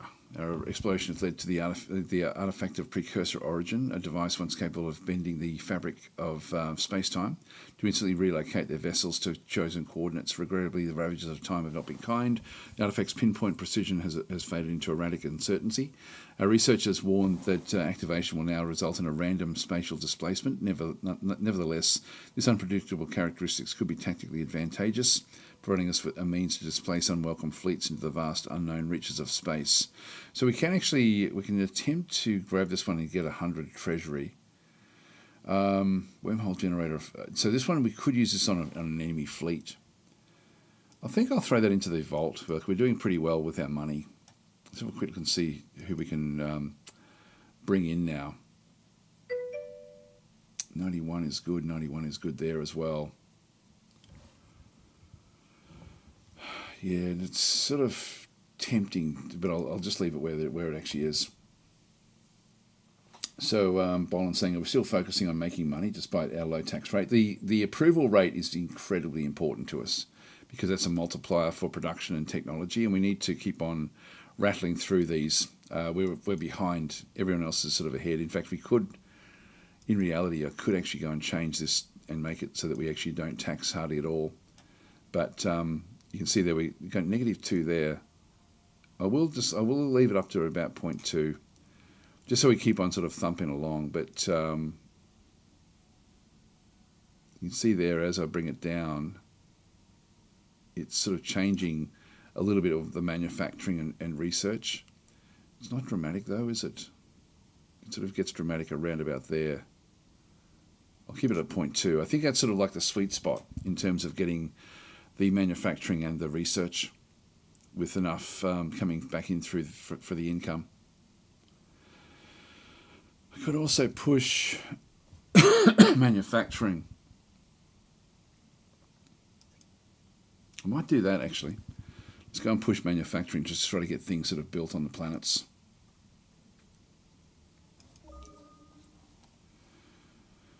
Yes, we will. And we will need to go back in. Now we are building another constructor in here. But we do have more asteroid miners, and I'm thinking I might be better off getting more of those. Oh, supply ships as well. Definitely want to get those. I'll get them even before the... Actually, no, I'll get an asteroid miner. I'll just sort of intersperse them like this. Maybe another one. Supply ships are ideal for helping to really push the development of these other planets as they start to sort of build up. So we can use them to very quickly build the other planets with the supply ships. Yeah, that's the Eclipse. It's now also got an upgrade. Yeah, we can use the expansion matrix on these sort of ships. So this one here has not got great combat abilities. Yes, we can use these now across different ships. That one there is a weak ship, so I don't want to be using that on that one. The Watcher, with its upgrade, I won't use it on these until we start to get like a powerful sort of command ship that we can sort of make use of. So we might sort of have a look for something that's going to be a little bit more substantial before we use the extension matrix. Communication sensor range goes up. Now the Watch, this is the Eclipse. Command bridge moves go up to +1, and crew quarters, the hit points goes up by 20%. That's going to give me 25. I think the command bridge, let's just go that way. And that means that we can also, now that we know that we can actually use this this matrix elsewhere as well. This one here doesn't have very good hit points. Sensor range, at the moment it's got a sensor range of, it's a level, is it sensors?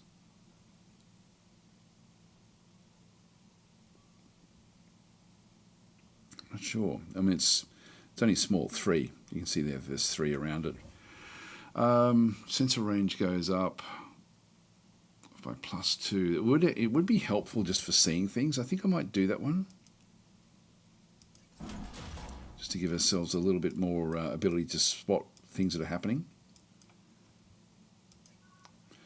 Eclipse. Okay, survey report. An unusual perturbation in space-time has led to a gravitational eddy here, drawing in debris from all directions. Some aliens in the past have even evidently used it as a landfill. There might be some things of value here, but it's going to mostly be junk, possibly dangerous junk at that. So risk searching through the landfill, so outcome unknown, or this is garbage, no effect. This is the Eclipse. This is one of our ships that we just picked up. Let's risk it, I think. So it takes time and hard work in your crew, but they do discover a few valuable resources. Oh, there you go. +1 uranium. That's actually that's very, very valuable to us. So that's good.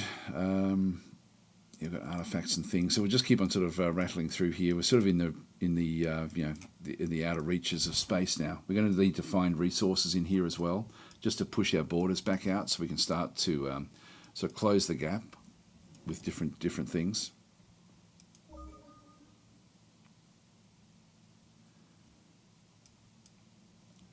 Still not featuring in this. Yeah, with popular civilizations, we're not even close. Not even close.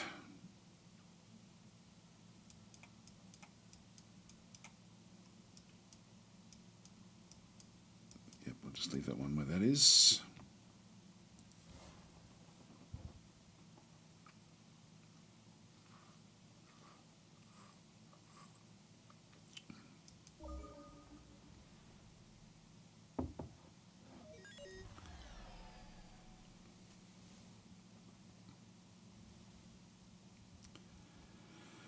So moving in. All right. So this is Tech World. So Warforged, a new group of weapon enthusiasts in Tech World have beginning to become a problem. They started as a normal interest in our military, has devolved into intimidation, even fetishization. The group decorated themselves with cast-off equipment and military paraphernalia. This group believes that our empire will only survive if we adopt the mannerisms and traditions of the military, and now actively campaign on Tech World for military expansion, and even the start of military engagements. This movement and the violence it's beginning to incite worry our less radical citizens. So we can either go wild or anything, allow the Warforged movement to take root on Tech World. So we end up unlocking the Warforged Foundry improvement, which we don't need on that world. We get +1 Warforged citizen approval. If we use force, it's not something to be proud of. Put an end to this. So we end up with plus 10% approval for 25 months, and we get -1 Warforged citizen approval. Now, if we have a look, I'll explain what this actually is. So, so Tech World is the world that we had settled fairly recently, and I'm thinking in my head, I've only got one citizen that's here. And if we have a look and see, this particular citizen does not actually have, he's not Warforged. We're not seeing anything else in there. If we have a look and click on Done, and then go back to our leaders, and then go to the factions, one of the factions is Warforged, back over through here. So prepare for war even if they need to ignore government regulations to do it. So military increase based on the members' resolve, crime increase based on the members' social. So this is actually a bit of a problem where we end up with military and crime sort of coming back through. So these are the various factions in the game. So this one here, military. This is this is how much production a world contributes to the local shipyard. And so as we get more Warforged units, we end up with bigger, like more crime, but also more resolve. So I can drag these into these different areas, but I'm not wanting to do that, of course, at this stage. So I can get rid of them and just get the approval. So I'm going to go back out and do exactly that. So we don't need to look after them. So we'll just go and we don't actually have Warforged citizens, I don't think. So we'll just leave them where they are. Yeah, that's all happening fairly well. Just go back out again and just watch as we sort of, we're sort of now finding more anomalies through this part of space.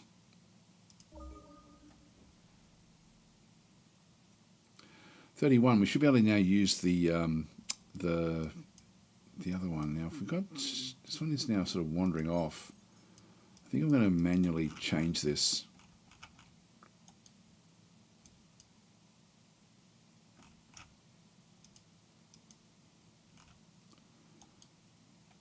Just want to sort of bring it through, and then I'll just get it to. That's interesting. It sort of tweaked something else there. That's actually worth having a look at. It could be a pirate station, could be something, we just don't know, but it actually did find something there. So we'll have a bit of a look at that, just see what it can then sort of locate for us. So we'll just go to there with that one. So I'll just let's just manually change this, and I want to see what's in behind us, just in case there's stuff that we could exploit. All right, so back in through here, we've now got the we've got space weapons. gravimetric manipulation, increase the movement speed by 1. That would be useful, actually. And then we've got planetary mobilization, which will then sort of allow us to start to get more things for soldiers, etc., which I'm not really needing. So I'm just going to go with the gravimetric manipulation at this point in time.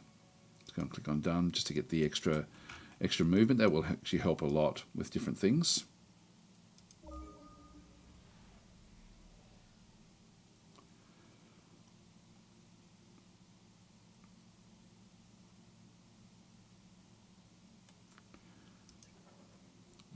So we now have, this is an asteroid, another asteroid miner, and so we've now got all of these asteroids. Tech World, I do have asteroids back over here as well, so I'll just go and grab those. So the next ship we're now building is a supply ship, and that's going to then be, I can use that either on the home world to sort of boost the building of things there, or start to use it for creating what we need, and probably Money World will be the one that we sort of end up making good use of that.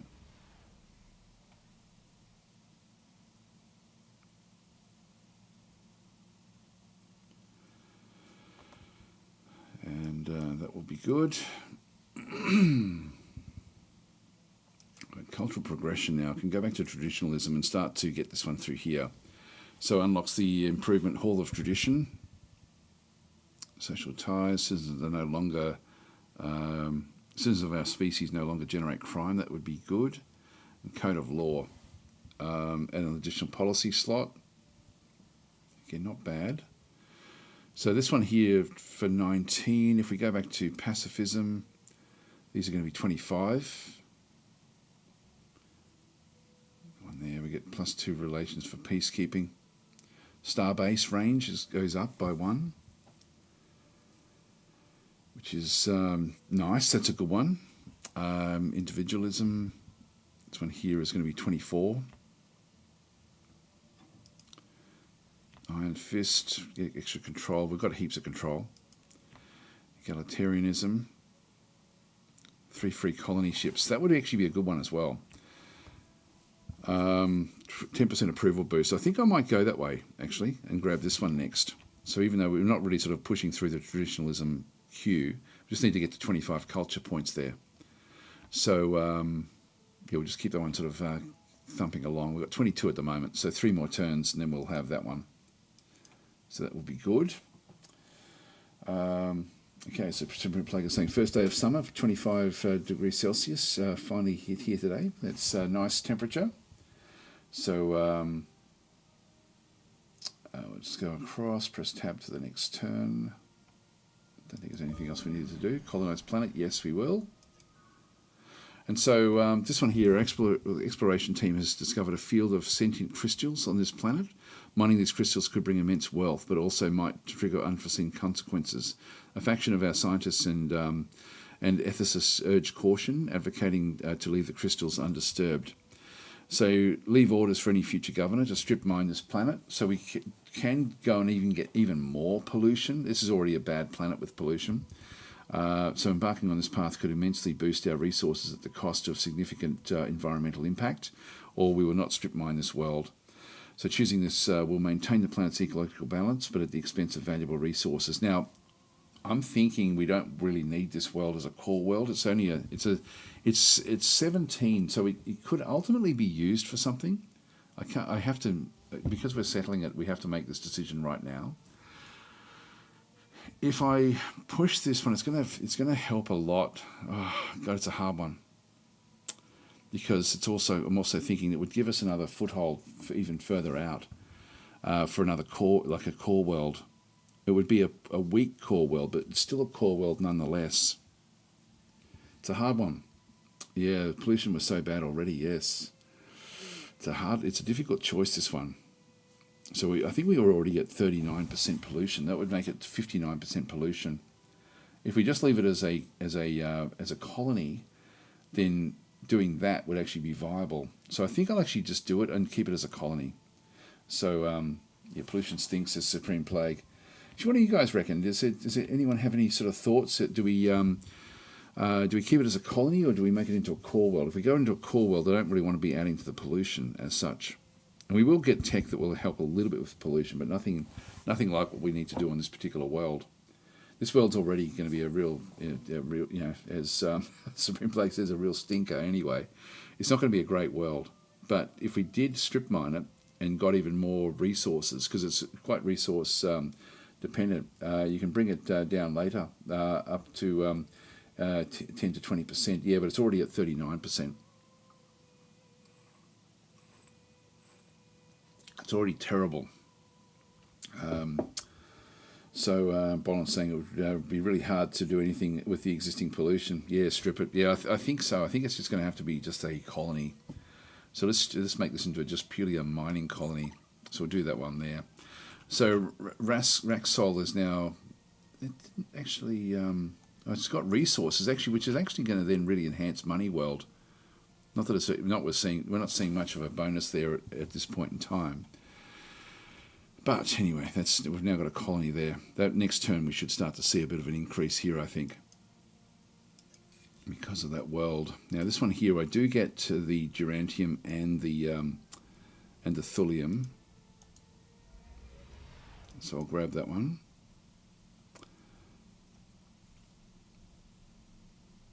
Logistics +4, moves +1. That's good. Choose new tech, space weapons, mining missions. It's not really something we can do just yet. Defensive studies. I'll go with that one simply because the research advisor wants it, and I know that there's other things that this one then does lead to. So I'll go that way. Just go and click on done. This one here, I'm just going to go and construct a starbase there, a mining starbase, construct. Our first Durantium mine. And put mining drones on board. So we're getting a little bit of Durantium now per turn. So we've got a few resources. This is new as well, by the way, where the trade resources are no longer spread all the way across the top. They now just go into like a list, a drop-down list. That way you know your important resources separate from these. Now you can see our food consumption is now becoming a bit more of an issue. Actually, now monthly income is going down, and we may need to get rid of that food situation that we had. Just going to go click on done here. So that's Raskol.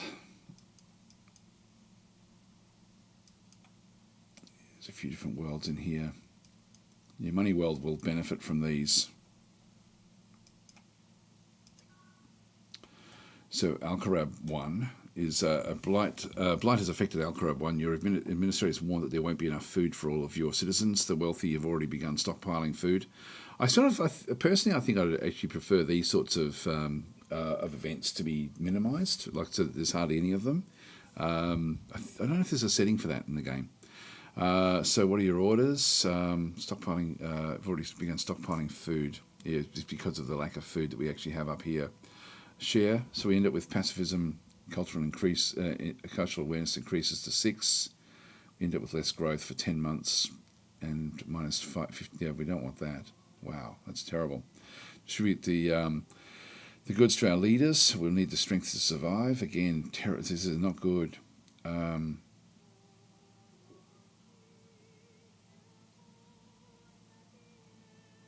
Yeah, it's not good. Not good at all. This is not a good choice. I think that's the one I'm going to have to go with. Go that way. God, that's a terrible event. That's a really, really bad event.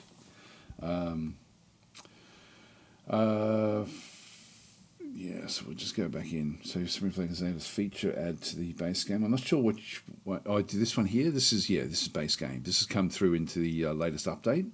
There's a lot of little changes like that. This is the Prospector. So a survey has discovered fragments of an ancient Norian warning beacon drifting among debris. These scattered pieces might still hold clues. I don't mind these events. I just don't like those sort of random planetary ones, good or bad. So reconstruct the beam. So spare no expense and repair the device and learn its secrets. So this is warning beacon. Salvage the tech. We get plus 10 precursor nanites, or sell the fragments for 750. beacon. I'm not sure actually. Let's go and do this one just from the roleplay perspective. Reconstruct the beacon. Let's go and do that one. So we're going to end up with another one through here. Build a beacon reconstruction lab on one of your planets. So we'll have to go and do that one at some point. So this is sort of like now going to add in another thing we can then go and build, and probably end up maybe doing that at Tech World. Tech World will be essentially where we do all of our main research.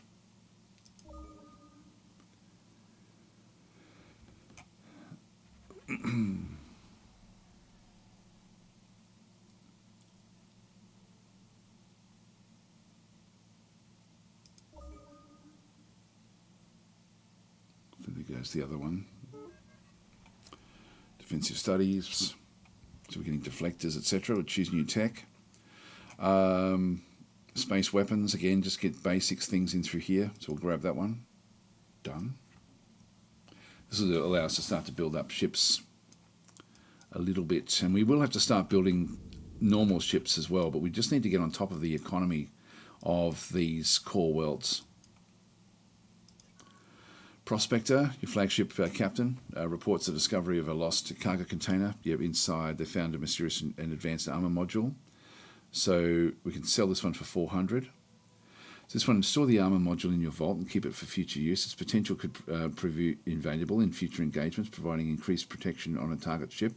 So gain a charge for the artifact, the armor plate module. So I'm thinking again, I don't need the money, so I'm going to store that one. It's going to go back into our vault. So we've got like the wormhole generator, where we can sort of randomly end up sending a ship somewhere, and the armor plate module in through here, +2 armor to a particular ship. And I'll wait until I get a few more command ships before we sort of do anything with those. Just gone into. Actually, I can now do the. I now have executive orders, and I can go into the telescope takeover. So I could have done this one a little while ago. I'll go and do that one, and we will move to here to see what we can find. There's a fair way off. So I can see those 3 planets there. So I'll just go and do that one. I can only do 2 of those. Let's go and grab these 3 and just see what we can spot. All right, so we are looking at 2 gerantiums in through here that nobody's claimed. Not seeing any interaction here with any other faction. There's no habitable planets there. There is one class 5 planet. It's a poor planet there, but with lots of foods. It's a food world. And this one here has got 4 dead planets. Those 2 gerantium, though, would be handy to get hold of. This is a long, long way away, though. All right, so we're seeing a bit more now, and we do actually now have another presence back over this other side. So this world, yeah, nothing much there either.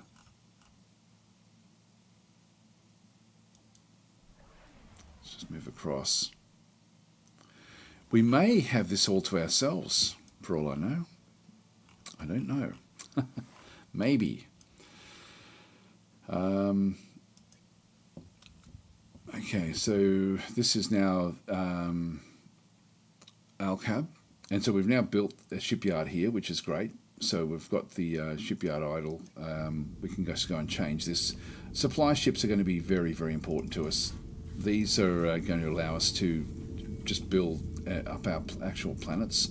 What these do is, if I just hover over that one, you can see there hauls refined goods to another core world, providing 100 stored goods, and so it essentially makes a build queue. I will be needing to get more ships as well. Like we've got different combat ships which we could start to build as well. But it's just getting these allows the actual base world itself to then start to build up. And at the moment, we've got like a manufacturing district back in through there. Manufacturing is quite poor in here. The next citizen is 35 months away. We've got a second one that's actually been created here anyway, which is good. Food is a problem. And this core world capital, if I go and make that one into a food tile, or one of them into a food tile, let's go and drag it. Get +1 with all these other areas around it. It's going to give me a little bit of extra food.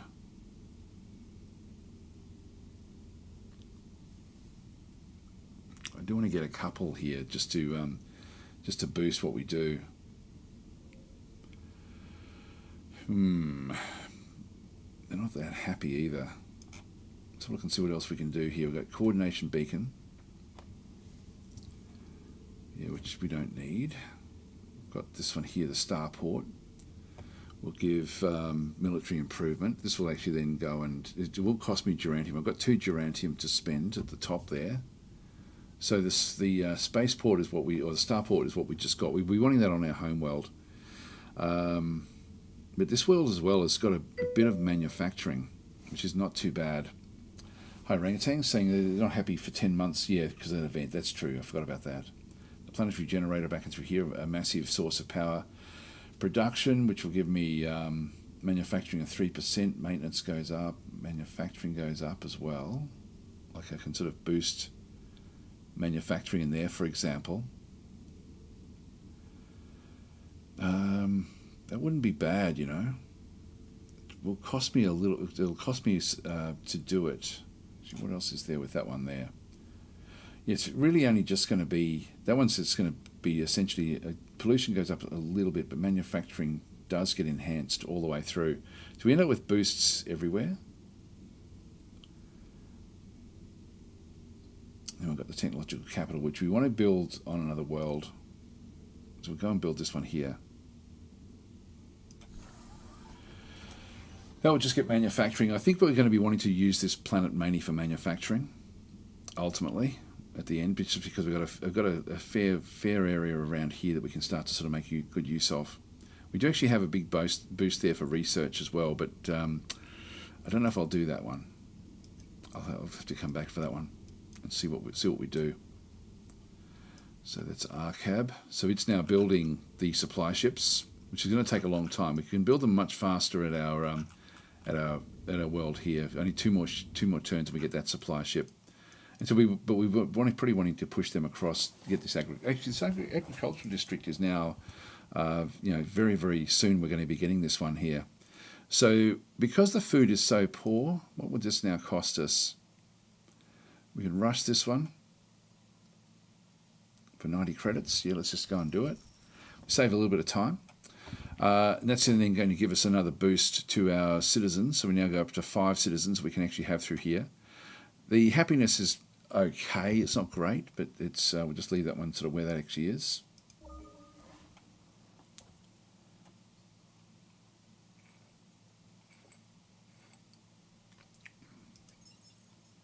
All right, so we've what's down here? Why did it not want to go? Is it just that? I've got space weapons. We'll choose a new tech. So this one here allows us to start training a new generation of scientists. So this one does unlock the scientist, which would be useful. Upgrade research as well. Kazar's mainframe. We've got spectacles, so begin specialising entertainers on our worlds. This is good as well, so we can start to get entertainers. And then mining missions, which we don't really need. Not yet anyway.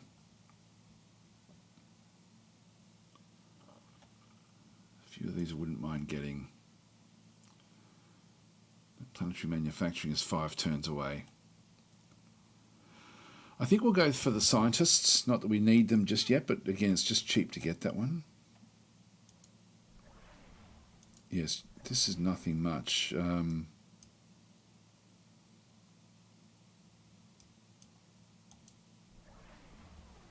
Thought it was going to be something special, something good. But it's not. No, that's sort of right on the edge. I might now just get this one to auto search. Explore. All right.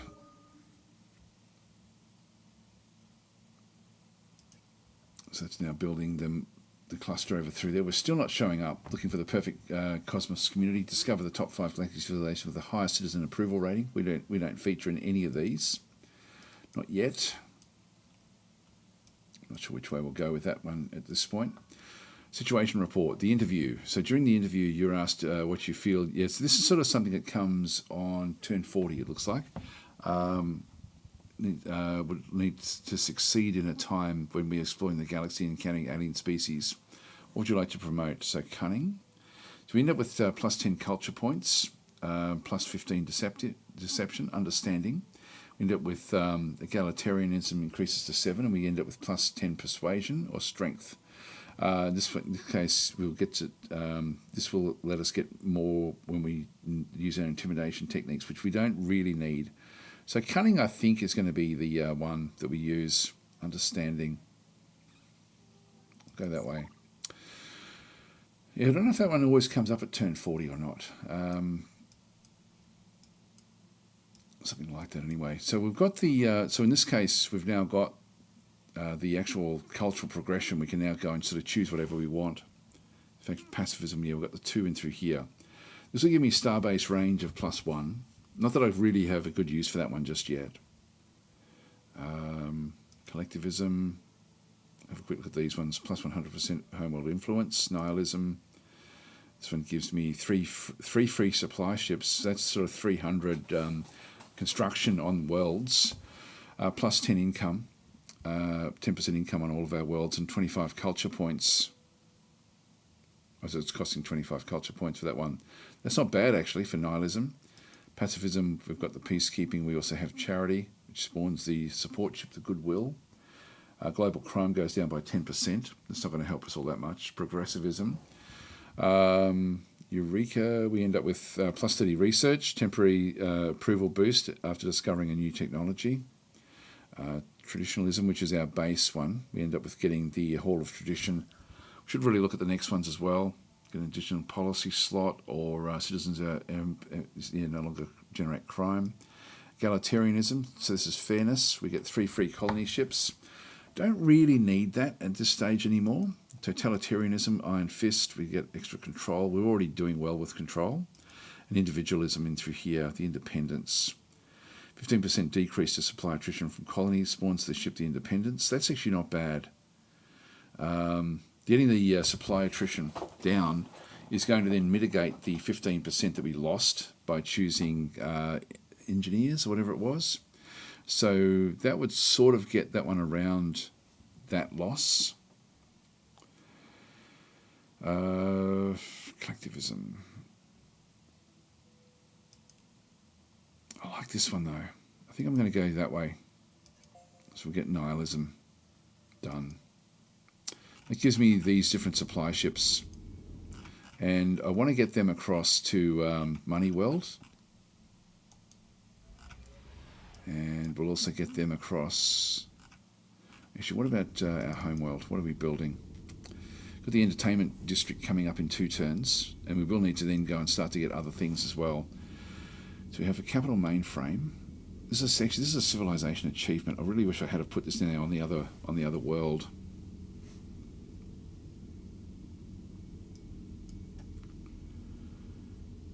We do actually have the starport.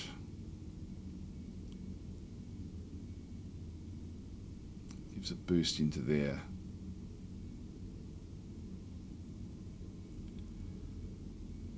I'll boost that there, I think. Let's just throw that one in there. Just go and click on done. But there's no great rush for me to get those worlds under control. Tech world down that way, and I might as well just use it for each of these, although this one can now build its own. So I'll go back to 2 to Money World. There's another supply ship there.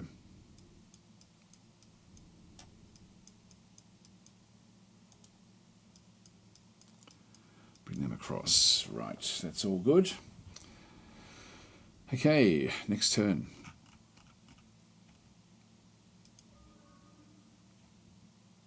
Oh, here we go. Situation report. Incoming message from Sud-Soaked Savages. So listen up, you sorry excuses for leaders. I'm Kegmaster Hop Surge, ruler of the Sud-Soaked Savages. This is actually one that we've generated. So we do have somebody else in our area. That's these guys. So these were something I generated as a bit of a joke during one of my streams, actually, just to show how easy it was to build a civilization. And so it's even we're beer-spilling lunatics who will crush anyone in our way, bow down and get soaked in suds. We'll greet you in the hope of a future. So we can open trade. Not that we can do much with this one just yet. So we've got credits per month back and through there. This is Kickmaster Hop Surge. It was so this is just a randomly generated faction, I believe, from vaguely remembered building this one. So there's nothing much we can do. So I'll just go and just click on done. So trade proposal. Time has come to destroy you. Let's just say goodbye. So they will be. If I zoom back out, what we can see through here is the two little bars around the outside edge. We are this bar here, so we're stronger than them. They're in here, and we've come across them now here. So this is actually, we've just gone inside their territory. So they haven't expanded much by the looks of things, but the fact that we're sort of actually ahead of where they are. But this was just a random faction that we created. So this is actually a colony. So not a core world. It's feeding into one of their core worlds by the looks of things. So just have a quick look. This is Foamtopia. This is their actual home world. So this is a core world, their home world. So they're building the coordination beacon. I don't know if we can see the actual world itself. No, we can't see what's actually on the surface. They're building constructors. They've got already got a fleet of ships in through here. They've got a fighter and two tiny hull fighters in through there. So they've got a sniper. Now that's interesting. The sniper there. If we go back now that we've actually found another civilization, so we've got another planet in through this one. This is just a colony as well. So these feed into their home world. If I go and click on those, you'll see that they feed in. They don't have anything in the asteroid belt just yet. They do have a economic, actually this is a military starbase that they've actually got established in through here, which will then boost the ships that are actually inside this territory. So they're already building up for defense back in through this other side. So that will become either a friend or an enemy. And they're going to be too far away unless we sort of can build star bases on the way through there. I need to find resources to make that viable. I wouldn't mind grabbing this world or grabbing what we have from there, but also this is a long way away. I would love to get that Durantium, but none of our normal ships will be able to make it out there. So with what we're sort of seeing through here, we're not at war with them or anything like that. So we'll have a quick look at this one through here. They've got 4 planets in around this one. So they've got 4 planets, 3 dead planets, 4 asteroids, but no resources. So we'll just start to sort of do a bit of a search around this location to see what else we can find. And event. So the Watcher. So there is a precursor technology amongst the wreckage, though little of it is usable. One exception is some type of lens, a formidable beam weapon forged from an increasingly rare precursor material known as gigamass. The ship's crew is eager to fit the lens onto their ship, but our scientists would disassemble and extract the gigamass from the weapon. So if we attach the lens, this one gives me a plus 25% beam attack. This is for the Watcher.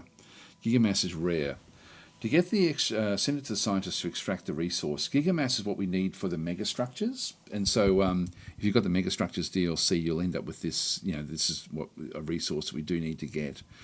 But the 25% is not really all that great. The Watcher is not a fantastic ship.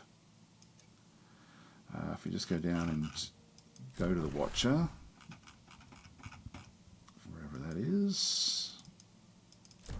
There. So the Watcher has only got it's got a kinetic attack of it doesn't even have the other one anyway. So it's only got kinetics. It's only got sort of like rail guns on board on this particular ship.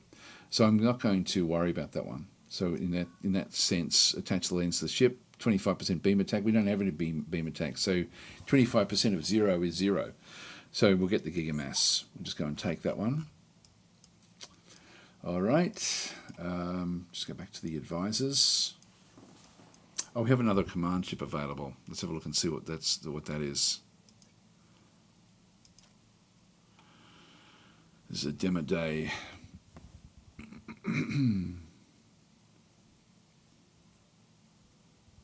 Okay, it's designed for quick response to enemy threats. Again, it's not very strong. Here's another flagship, though. And Rast is the one that is a problem to have as a governor.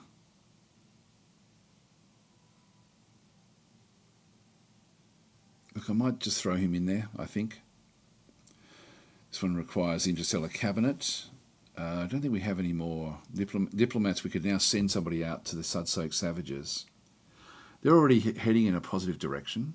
So you're outside of our travelling range, so +1 there. You're no threat, +1. Cultural differences, -1. So that will change over time. Increase your nihilism. I mean, it's not going to help me, to be honest, so I won't worry about that one. So I think the commanders is really where we want to be. In terms of governors, we do have Raxol 1, but we don't want to end up making that into a core world anyway. Let's go and throw you there. Done. And so we now have a new ship. This is the demo day. And I'm just going to go and tell it to go off and auto survey as well. So that's the range of these ships. So they've got like a smallish range to what they can then go and do. So, which is a lot, like it's a long way to go before we end up getting through here. So I do need to try to find viable reasons to have star bases further out. So we'll have to think about what we do with those. So supply ships all moving through. Okay, we've now got technology extraction. So having sent many of our best minds to live on our new colonies, we should now put them to work, studying the worlds and space around them. But to do that, we'll need facilities. So we'll be getting more things in through there. We'll just go and choose a new tech. Starbase modules. This is actually very, very important. We get 2 free constructors with that one, which I think would be ideal. I think I'm going to go that way, the Starbase modules. So we'll go and click on Done there. Here they come. So what do they want? So we're interested in trading this with you. So so what do they want? They want to, we give them 2 Promethean and space factories. They give us open borders, 5 modules, alien world studies, and emissaries. I like that. I like that idea. That actually works in fairly well for me. So we do lose the space factories, but they do give us emissaries and alien world studies. Yeah, I like both of these. And the modules as well is a good one for us. So we'll accept that, and it's sort of right on the level in through here. So this is actually how trade and diplomacy sort of works. You can sort of mix and match whatever you want, but in this case, I'm happy with that. So I'm just going to go and do that one. Goodbye. And so that will start to sort of, there'll be now even more of a, if I go, actually now that we've got this one, we can now go into diplomacy and start to sort of see what they actually end up doing. So we can start to sort of see that they'll be even more happy with us now. Oh no, they're not yet. It's sort of as we do more trade and more dealings with them, how we respond will actually be very, very important. So hi Sundance, how are you going? And thanks for that one. And Boland's saying, Daz, those seem very weak for special ships. Is there any way to get them improved later? Only really through the diligence and resolve, etc. So they are weak. And I sort of chose weak ships at the start. I didn't choose big, powerful ships.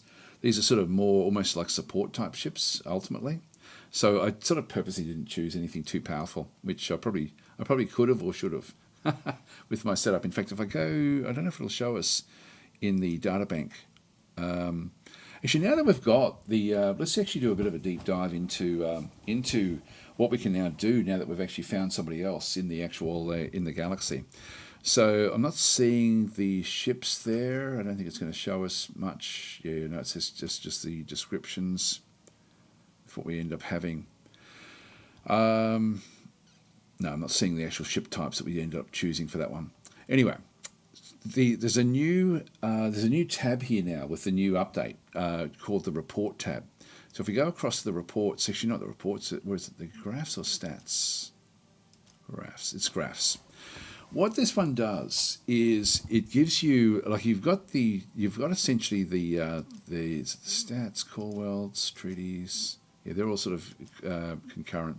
What this one does is it gives you this. This has always been here, the timeline, where you can sort of see the difference between what they are. Like the Sudsea Raiders are the sort of darker color, and you can see there that they actually are this one here. So they're ahead of us in terms of faction power. So they've got stronger areas in there. Economic power, they're ahead of us as well. Military power, we're actually now slightly ahead of them because of these command ships we're bringing in. Population, they're slightly ahead. Influence, we're about the same. Manufacturing, they've got much better manufacturing. Research, wow, they've just gone and rocketed ahead in research. Approval, they're ahead. Treasury, we're ahead. Prestige, we're a long way ahead. So that's sort of where that gives us a bit of a rundown. But there's now a new graphs tab, which has only just come in. And what this one does is it allows you to actually get more specific information. So we've got the two. It's a shame about the colour being so similar, but this one is going to sort of show you the difference between faction power. It also gives you the rank. So as I go back through, I can actually turn on more and more of these things to then sort of see what we've actually got. That's all the first one: food, crime, logistics. We end up with a lot more information. I love this in this game. Like, I don't like games that try to hide this from you, but this one here, we can now get a very, like, by turning on all those stats, we can now have a quick look, now that we've actually found somebody, into exactly the numbers as to why things are sort of actually happening with this and what's going on. So with the rank of what we are. So we're actually 8th rank out of everyone at this point in time. In terms of influence, we're coming in number 1. Manufacturing, we're coming in pretty much at the last. So we have to get our manufacturing up. This would give you a really good feel for what's going on. Trade, no one's trading. No one's using diplomatics. And core worlds, we actually have one more than anybody else. So we've got 4. 3 is actually what the other guys have got as well. So the Sud-Soaked Savages, is that what they're called? Yeah, the Sud-Soaked Savages have got the... and see, these are exterminators. Actually, we should have a look at this. So I can... and I can put in different combinations here. So exterminators. Transport ships are replaced with planet-killing spore ships. They have -3 influence growth to all of our worlds, and they use plus 15 intimidation. Now, at the moment, we're not at war with them, so we don't have to worry about being exterminated, but that's actually what they will have. They'll have like sort of like germ warfare that they will then use against us. We're number 1 for crime, are we? I didn't even look at that one. Have a look and see. They're also certain, which is this one here, believes that their philosophy should be universal, increased +2 influence, special planet improvements, 30 research every time a culture trait is unlocked.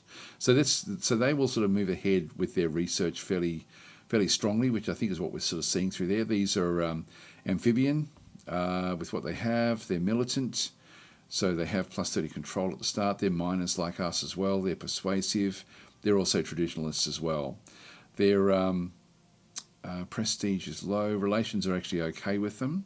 And we don't know exactly, I can't remember how these are going to be played by the AI, but when we set up a faction, in fact, what I might do is I might save where we are. Just save the game and just show you them, because they were generated, and I forget when they were generated. Just go back out to the main menu. Just talk a little bit about how factions, like how unique the different factions can actually ultimately be. If I just go into new game, we should see them. There they are there. So this is actually the way that so this is actually how they've been sort of set up. So this was randomly generated, and I think it was generated just like literally in like 5 minutes one day, where I didn't spend very much time with this particular one. I probably should delete it if it's if it's a bit weird. If I just go back into edit though, yeah. So this is actually now what this one does is when you go back in, I can go and edit what they do. In reality, you can see they've got miners, they've got militant, they've got the persuasive back in through there as well. They live on a jungle world, is what we actually end up having. Actually, they've got defensive warships as well, which I think are the same ones. Yeah, this is the same style that we've got. So they're actually quite similar. So they're going to have their command ships are the same. So we've gone with defensive ships, and they've gone with defensive ships as well. The fleets, we're going to start to sort of see them. They're using navigator-style ships, which is that doesn't really matter one way or another. So in this case, they're using the olive colour and and custom interface with what they actually end up doing. But through here, one thing that we don't have with our faction, one thing we don't really know about, is the personality that they're going to be using. And so the personality that they're going to be coming through with is going to be merciless and expansionist. And if I go and click this down arrow through here, so favours malevolent ideological choices. So that means they're going to become fairly aggressive. And remember, these are exterminators and expansionists, so prioritises opportunities to expand their empire. So they will become a problem at some point. We're going to have to destroy them. So that's but that is essentially the Sudsoak Savages, using star frogs as their civilization, as their species. If we have to go and choose the species and have a look at the star frogs, don't have any real benefit. Their basic approval is high. Pollution effect on approval -45. Yep. So that's actually that's the frog faction. And again, I think this is just done as a bit of a joke, but that's who we've got in our galaxy. So just go continue again. So a bit going on. There. Hi Battle Mode, how you going? Saying I'd forgotten I put this on in the background. Went to make some food and came back and heard the Aussie voice coming through my headphones. Made me jump. Scratch Cott is saying, could we do my humans since we're already here? I'm sorry, I'm just was bouncing out to show that aspect. I've got very limited time today. So in fact, I will be joining Battle Mode on his channel actually fairly soon. We were due to start in 10 minutes, but I did ask for at least a half hour extra, just to keep on sort of just to get this one out of the way. But we'll be playing some Dagger Directive after this as a live stream. I think you were doing that as a live stream, Battle Mode. That's what we decided. I think we're going to do that one. There's the antimatter. So that gives me at least one point where I can then start to push my borders back out a little bit, although I don't really need to. Battle Mode saying no hurry. There's a few of us that are going to be part of it. I think this is more important. Thanks for that. So, we're number one for crime, were we? Let's have a quick look at the data bank again. Graphs. Crime. Where are we? Crime. Yeah, we are number one. We are number one, but it's only low. 0.03. Anyway, that's fine. So we'll just go back out again. I'll just click on done. Anyway, that's sort of so that's that faction that we came up against. So they were actually generated some time ago. Starbase modules, 3 months remaining on those. We'll just end our turn in through here. So Battle is saying, yeah, your channel though, I thought, oh, okay. Yeah, I don't mind doing a follow-up. It's another live stream on my channel if we want. That was pretty cool. So, but anyway, we'll discuss that once I finish. I'll have a quick break and have some breakfast, and then we'll get into it. So, stick around. There will be something going on someone's channel. We don't know exactly who just yet. So we're now sort of seeing this. They're the 4 planets that we're sort of seeing back and through there. They've got a constructor coming back out with their ships. I do want to just see what else is around. So I'm just going to go from planet to planet and just sort of see what from star systems to star system, see what's going on. They've got an economic relic. We don't have any relics in our system. That would be cool for us to have that one. And Cragstone Prime, we've got another asteroid miner that's just come out. So we've got these asteroids. I'm going to go and just start to pick more and more of the asteroids that are here. So I'll go and grab this one here, which will then feed into Tech World. These just feed straight into Tech World. Go to the event. So this is the Eclipse survey report, one of our command ships. If our flagship locates hidden cache of precursor artifacts left behind by the ancient civilization. These artifacts are not only valuable, but also hold clues to the advanced technologies of the precursors. So we extract 1 Durantium, or add this one here, to inspire scientists. I think I'm going to get the Durantium. We do need that. That gives me 3, and we will need this for building. Anyway, let's go and end our turn there.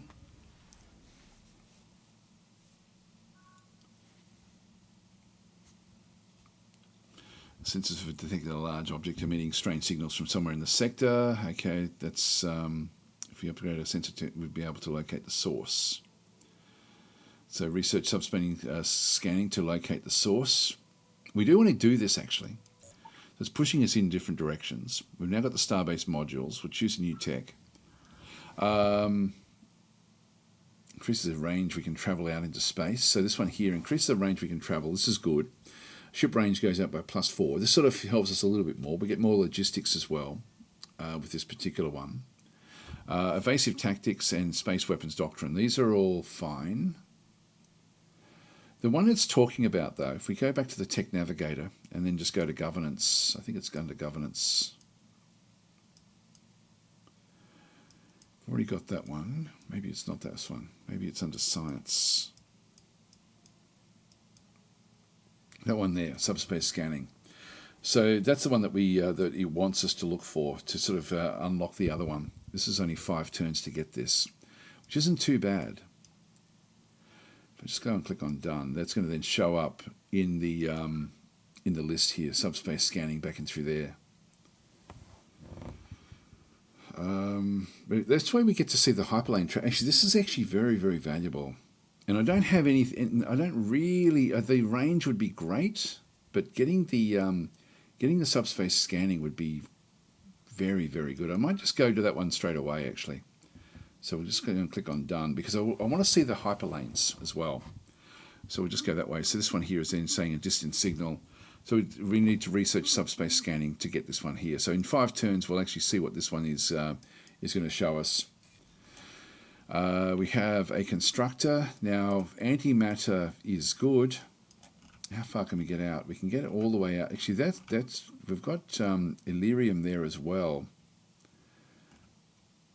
Without knowing sort of too much about what's going on around it. I've only got 1 antimatter. These are not great. Like, I like to always get at least 2 if I can. I'm going to go to the Illyrium to start with and just sort of see what we can find over there.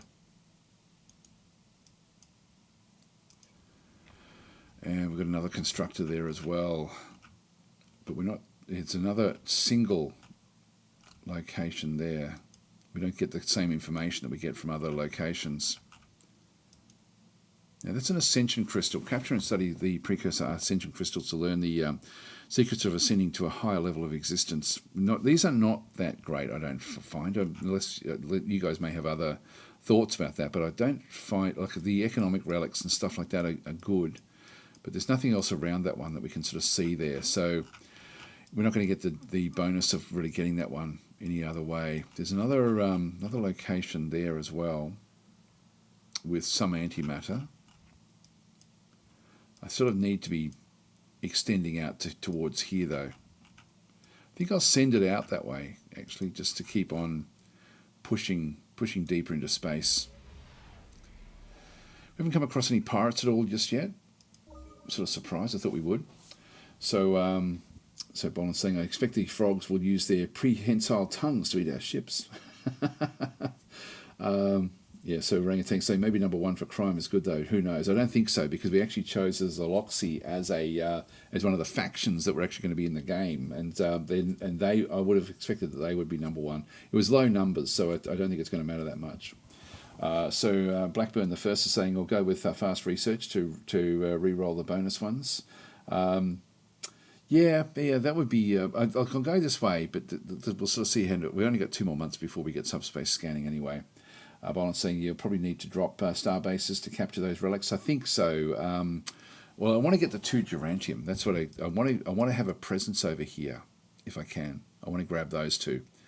Yeah, there's an artifact there as well. That's going to be too far. Oh no, it's just an artifact. It's not actually a one of those special resources, one of these crystals or anything, or whatever this one is. What's that one there? That's an economic relic. I would like to find some of those. We've still got a lot of research, like a lot of, we haven't really had a good look at this. There's big swathes of territory that we just haven't had a look into just yet. Let's go and end our turn here.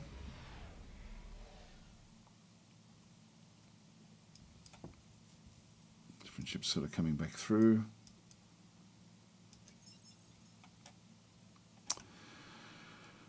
Okay, so they're also now out this way as well. So when we have a look here, there's 2 planets in through this other side. This is a class 17 and a class 1. It's a core world, and that one's just a colony.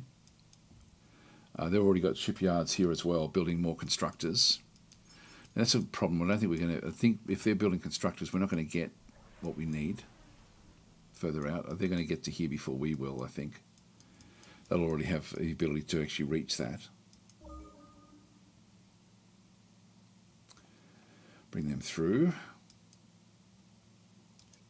Core world. So this is Money World that we're now looking at.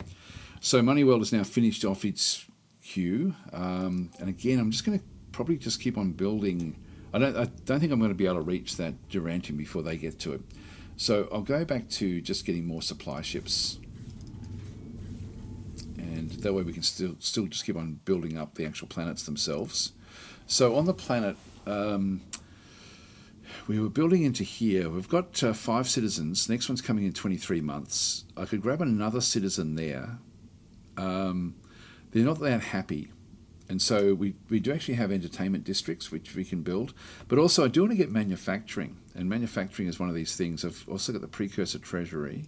Not that I can do anything there other than destroy it. So that's just giving us money at this point in time. Financial districts, we will be wanting to get more of these eventually on this particular world. But we do need to build things up. Now, we've still only got 4 food. Food will ultimately fix itself up. So we don't really need to worry too much about that one.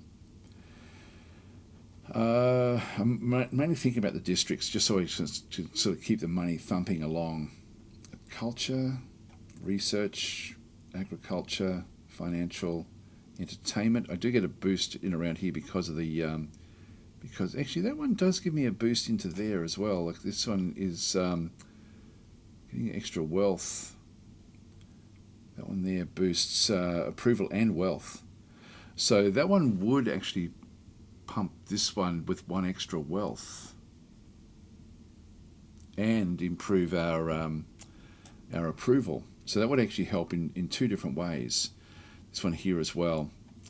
Gross income goes up by +1 per level. So again, getting an entertainment district there is going to be good, and possibly there as well, to be honest. If we grab 2 of those...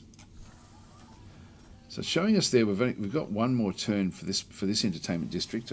Did we send supply ships in? We've got stored goods. Okay, we've got stored goods here because we sent in 2 supply ships. So the supply ships finished off the build queue, but also we've now got queued up a whole lot of stored goods in here. This is why we can grab this one for in 1 turn. Let's just go and click on done. Actually, I should point out why that's the case. This one here costs 120, so we're going to get that one done very, very quickly, and then this next one is it'll be even less than 30 there again as well. But let's just keep on going that way. So by the time we start to get the supply ships up, we can start to really, really develop up our planets really quite substantially, which is quite nice. There goes another supply ship just going into Tech World. So if we have a look at Money World again. So we now, actually no, we've still got 1 there. Why is that not building?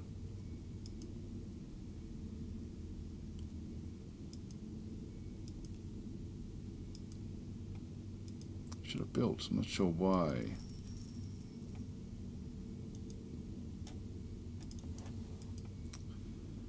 Build queue, oh, that one is there now. Hang on, I don't know what happened there. So I've got that one coming in 1. There's something wrong there. Did I just... that was... I'm going to go back and... I did the wrong thing there, guys. Sorry. Just going to load the game, auto-save. I'll load that one in. It's probably a couple of turns back. I accidentally clicked to buy it rather than to... I was just checking things out and I clicked the wrong thing. So I didn't mean to buy it because that's spent all my money.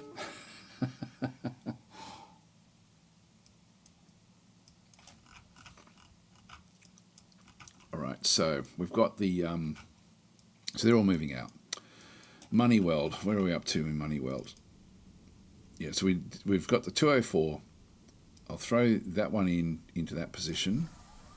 It's going to come in 1 turn, so that will be fine. We'll just go and click on done. What I accidentally did was I clicked on this and then I clicked on rush, and it's going to cost me 900 credits to do that one. And I didn't mean to do that. So, and I will place another one down under here as well. That's saying 34 turns there.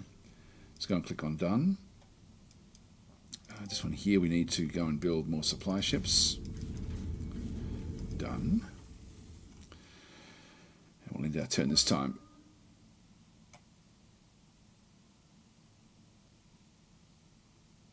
Oh, and we didn't finish the turn, that's what it was. So this one we're now looking at the what's there's asteroids. There's only one dead planet there.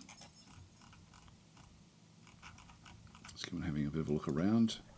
More Durantium there. We may still get the other side. No, they've got another presence back over this way as well. So who's calling? Strides in our sensor technology have allowed us to locate the source of the signal. Okay, so that's splendid. So ruined ring world discovered. All right, so this will be like a gigamass type thing. Further analysis reveals that the ring worlders vanished in some ancient calamity. In their absence, the ring world has decayed and hollowed, leaving behind only the impression of something great. Despite the lack of usable materials, our scientists believe that proper investigation of anomalies in the surrounding sector might shed some light onto the process by which the ring worlders made their home. So we'll go understood, and we're going to have another. Like, where is that one showing up? There's an economic relic down there. That's actually, that would be worth us grabbing. So the ring world, that's usually around, I forget where it normally is. It's normally not too far away, but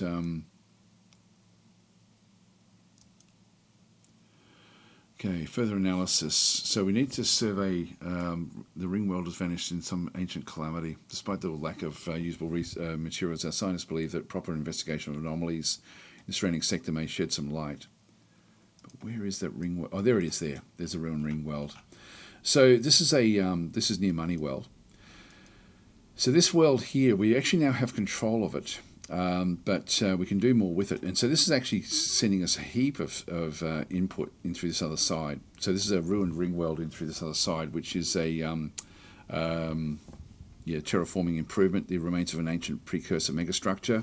And so it's actually now feeding back into Money World as well, which will give us a big boost to our money. So we're getting all sorts of different wonderful things happening from that location. So this is now like this is one of the megastructures that sort of has now come in. So sending resources. It is an excellent world. It's sort of it's a colony. If I go back across, we've got resistance of 28%, which is just if we get attacked. Pollution at 11%. It's not terrible, is it? To like, that's not a bad one to actually make use of. We're getting good food from that one. I don't have to rush it, but if I go back into my guys here and have a look at the governors. So I can make use of this, make this into another core world. I'm tempted to do that, actually, just because it should ultimately give us a lot that we can then go and do with it. I'll just read a few more of the comments. So Boland's saying you probably need to drop star bases to capture the relics. Yes, we will. And Boland's saying, judging from the money timeline, the frogs are probably rushing things left and right to come out. Yeah, I'd say so. I think that would be the case. Thrashcott saying there'll be more live streams in the future day. Yes, there will be. Yes, I plan on doing this one probably in a couple more days again. I've got 2 sponsored live streams. This is the first one that I did one yesterday, or no, the day before yesterday. Just to sort of kick us off, but I didn't do that one as a sponsored stream. I just did that one just to sort of set things up. And then this one's a sponsored stream. The next one will be a sponsored stream, and then I will continue on as well, probably once a week after that, just to sort of keep it sort of thumping along, and they won't be sponsored streams, so I can sort of deviate off into different directions with any of those. Okay, so Scratchcott saying, just for another playthrough episode that came out that the Liberators start with a huge amount of money. I'm not sure at all with what that is either, actually. Liberators. I'm not sure who the Liberators are. So, yeah, I don't know. Sorry. Don't know about that one. Liberators. Don't know who they are. So anyway, ruined ring world here. I think we'll actually go through to our recruitment. We've got this one here is a Zoloxy. So we've got a Zoloxy that's come in, so we end up with negative 20% resistance. This one's timid. Industrial, plus 10% pollution and manufacturing, and appointed as a governor. Also, the loyalty here is poor. I'm thinking this guy here. This one here is a plus 3% approval, plus 10%, plus 10 loyalty, minus 10% research when appointed as a governor. Ugh, that's not good. So what's that one? Because faithful. And then we've got the shadowless relic. So it carries around an enigmatic shadowless artifact. So plus 1 tech and plus 4 influence and minus 5% growth when assigned as governor. That's actually, it sort of mitigates the other one, doesn't it, really? So when we do actually have social skills, sort of look for those, but I'm thinking of also then got diligence here as well, which we could go this way. I might get this one here. We don't have any more command ships, do we? No, they're all just waiting. Let's go and grab this one. This one's got good good loyalty as well. And we don't have anything weird or wonderful. That negative 10% research, who knows what we're going to find on a precursor world. I'll go and grab this one. There's always other things we can do with these. So we'll take that one with us, back to governors, and we'll make this one into the governor of the Ruined Ring world. Let's go and click on done. And so now we have this world. It's not a massive world, there's not a lot here, but there's a lot of extra bonuses here. That's the Ruined Ring world there. It's indestructible, the remains of an ancient precursor megastructure. We do actually have wealth there, gold fields, wealth, research, rainforest. There's no boosts to our citizens, really. Like if I go and grab the core world capital, it doesn't really matter where I put it, so I might as well just use that to give me a boost. I'm thinking wealth again is really going to be what we end up having here. We do get some research tourism back into there. Again, wealth. I'm thinking that this location here is going to be where we end up with the most bang for buck. Plus 2 to wealth, plus 3 to wealth, plus 1 to wealth, and then tourism there. Get 2 extra there. It's not going to help me all that much. Money, we're going to get like big boosts there. So all 3 of those will ultimately end up being good. So yeah, I think I'll just go into here just to maximize these areas. And approval is good on this world already. We will need to get manufacturing though. So I do get boosts around here. I could do that one there. It's going to give me a little bit of a boost. It's not going to be much. I think I prefer to get the money. That way we can just buy things.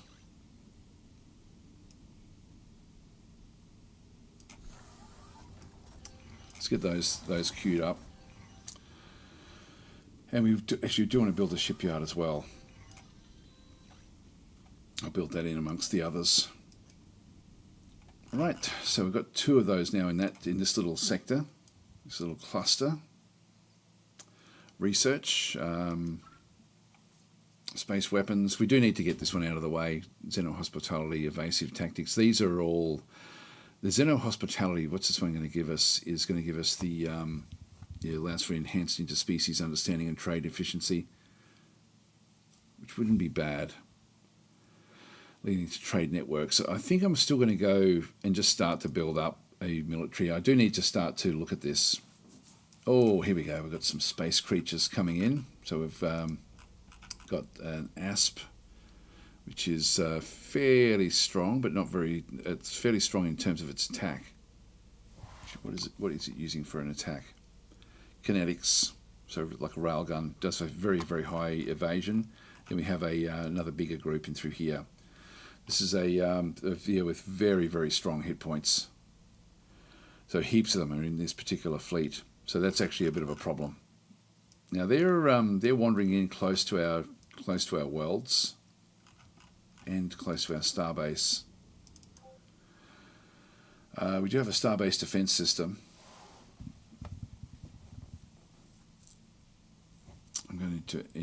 that one. I've got a few more modules now. Just got 2 more modules.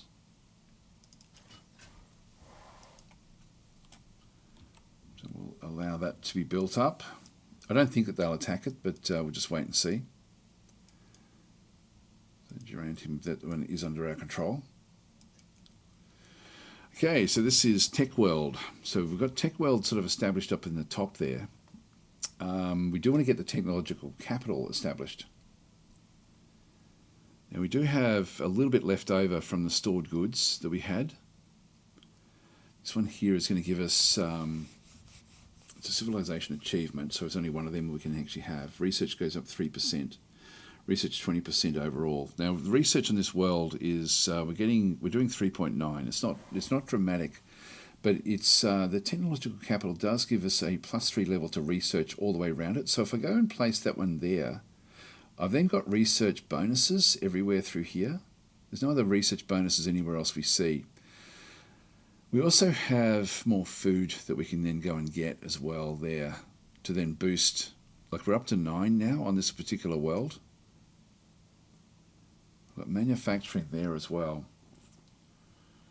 The shipyard is also idle, which we will sort of make use of. We're going to ultimately end up with shipyard. A lot of places like this one, which won't really have a strong shipyard. But what else do we have through here? Eyes of the Universe. This one also gives me +3 level to research.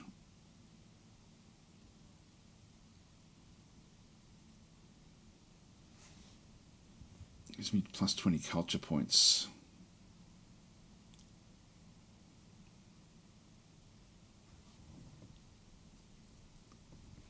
Yeah, so we end up with the same booster there.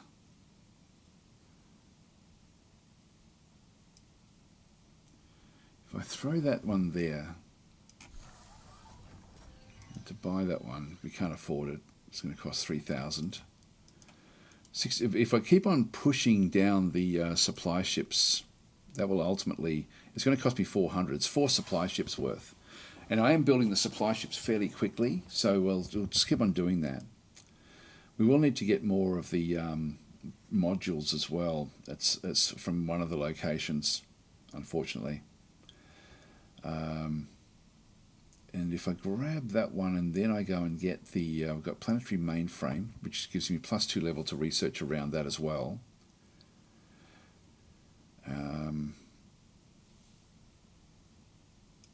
Which would then give me boosters in around there. We also then have the coordination beacon. Where was the other one? This one here. The beacon reconstruction lab as well. It's going to then boost that by another +3 if I put that one next to it. So this one here, it doesn't really boost, it does boost the research. So if I do that one, I end up boosting both of those, which would be this, and I also boost that as well. So I think that that's actually a good thing for us to go and do. So if we get both of those together, that's going to make this one into a very, very strong research location. Like the research here is just going to go through the ceiling. And then we can end up just getting research districts. Yeah, it's going to have 7 research from there, and that one as well. So if we sort of end up with that sort of pattern, that's going to be good. And then over time, we can then just sort of end up with what we need. Like so, we'll just keep on pumping in the various what is it? The various store ships, those supply ships, and we do now have this one as well. So we're just going to go and grab supply ships from in here. Just going to click on those. So we haven't really found a threat other than this group here that we need to protect against just yet.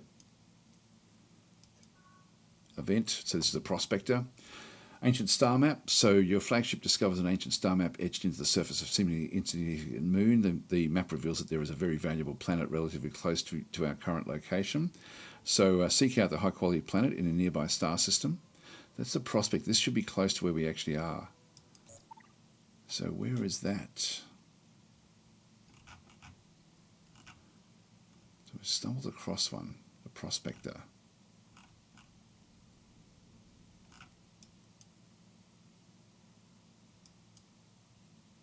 Have a look ships. Now it's saying up in here. Oh, that one's still going.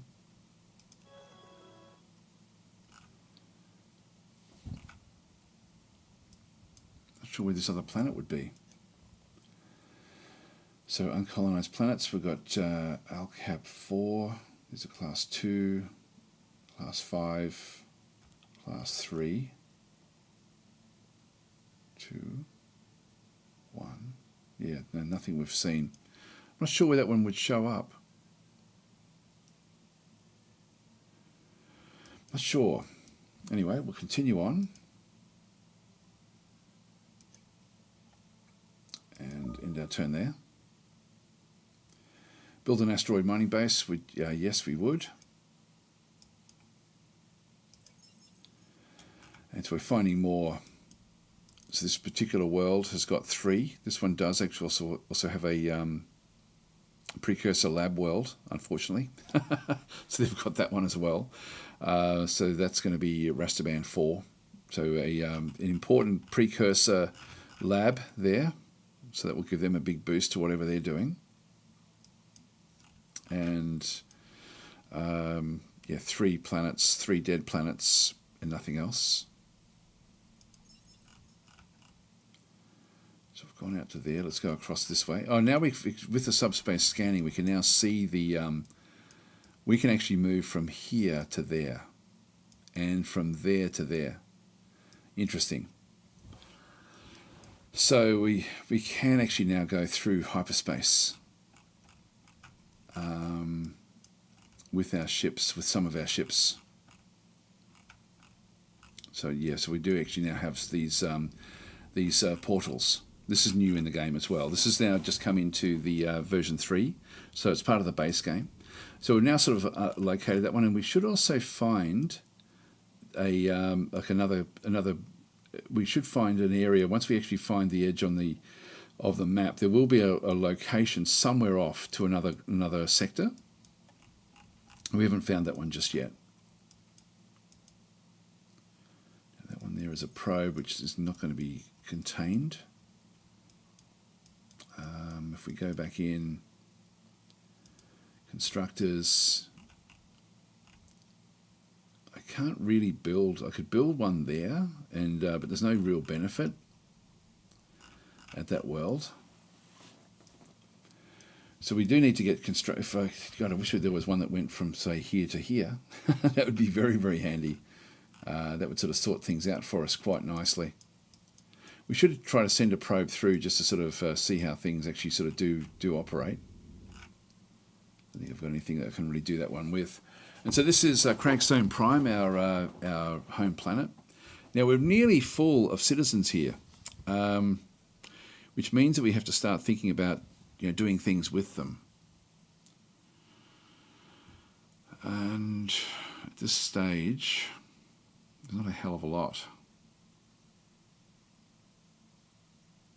We need hypersilicates, harmony crystals for that one, and eyes of the universe. We need Promethean for that one, which we are generating. What do we need for that one? That's 3. We've got 2. In fact, we've got 2.8 one turn, and we'll end up being able to produce that one through there.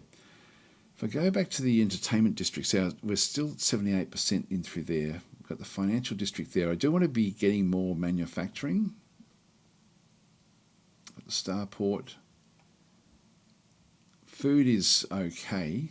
If I just go back into the actual food, I can go and build. If I go and this is the capital city. If we're nearly full at 12, I think I'm going to go and throw some of these in here. I'll just go and build one of those for now, and then figure out what to do after that one. We should then be able to get the eyes of the universe as well. Actually, that one there, we want to build that one back in the other location as well. So we really want to specialise a lot with what we've got. We've got another supply ship. Any supply ship we generate, just go straight to Tech World at this stage, so we can really build Tech World up. So we'll move that one across. This is Al-Karab, which ultimately I think will end up creating a manufacturing world with this one. So looking at what other things we can do, we can keep on building more manufacturing districts. So we end up with a 4 boost there, which will then sort of feed back into this planetary generator. What else do we have? A starport. That's going to give me a bit of a boost along, but the manufacturing district is going to enhance those. So we end up with 4. You've got a couple of 4s there. I'll throw that one in there, and I'll throw another one in there. So we just get a couple more districts, just to sort of help with the manufacturing. Trade offer. Okay, so look at this trade opportunity. So we're considering this trade. What do you have in mind? So it wants us to give 4 of our thulium. We've got a lot of it, 26, and technological extraction. So that is going to give them that tech with open borders, and they give us 70 credits, 1 antimatter, alien world studies. I thought I had accepted this before, and I didn't. I mustn't have done it. But this is too much. Maybe the antimatter would be useful. Yeah, look, let's accept. I mustn't have clicked accept before. Let's go and click on done. Yeah, we didn't. I didn't before actually. So that's actually something I didn't do. Prospector survey report. So our flagship has detected an ancient cargo container drifting aimlessly in the void. This appears to be a relic from the precursor wars. Inside we find a fully intact Arnorian drive system, a ship component that is remarkably small for its size. It could be attached to the ship to increase its speed. Alternatively, we could harvest a significant quantity of thulium from it and sell it. Now, thulium we don't have a problem with. This drive will be available when we design a new ship. So this is a... you harvest it for the valuable. You don't need the thulium. Sell it for 300.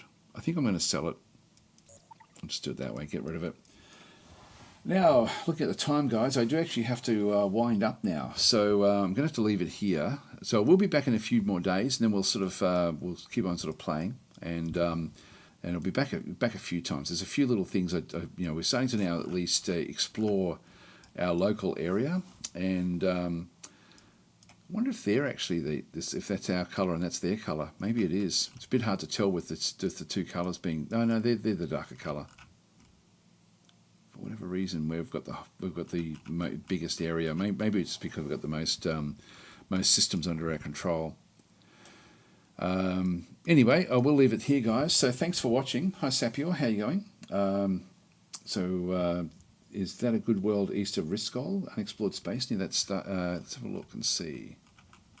This one here, you mean? That's Ansel 1.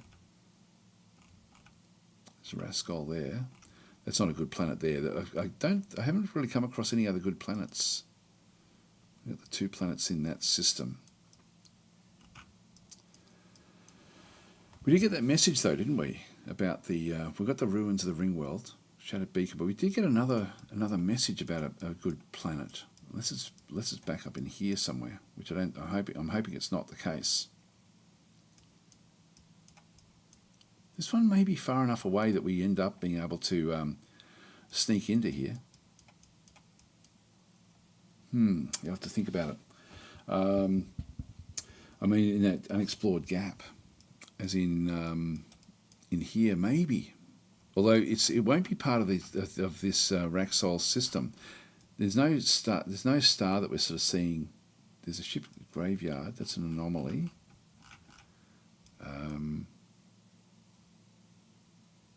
It's a prospector. Moving off. I don't know. It did say that there was something, didn't it? Maybe what we'll do is I'll just move it up this way.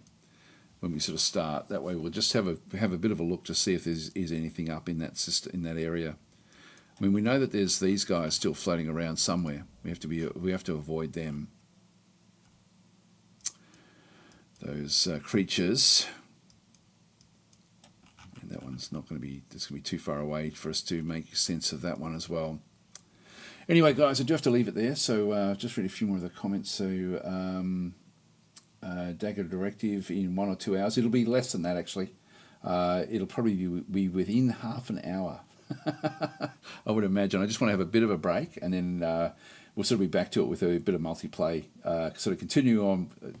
We're starting a new mission because we finished off our last mission. One thing we didn't do in Dagger Directive last time was to see if we could revive each other, and that's one thing we have to go and test. We think we can do that, which will then make the missions easier, but also probably a bit more engaging with at least with us keeping alive. Anyway, guys, going to leave it there. So thanks for watching, and I will be back. In a couple of days' time, anyway. I've got a few streams coming up, so it'll definitely be during the course this week. Maybe tomorrow. I may even do another one tomorrow. I'll see how I go. I can't remember what my scheduling is, but definitely looking forward to ripping back into this one. Anyway, I'll catch you guys later. Thanks.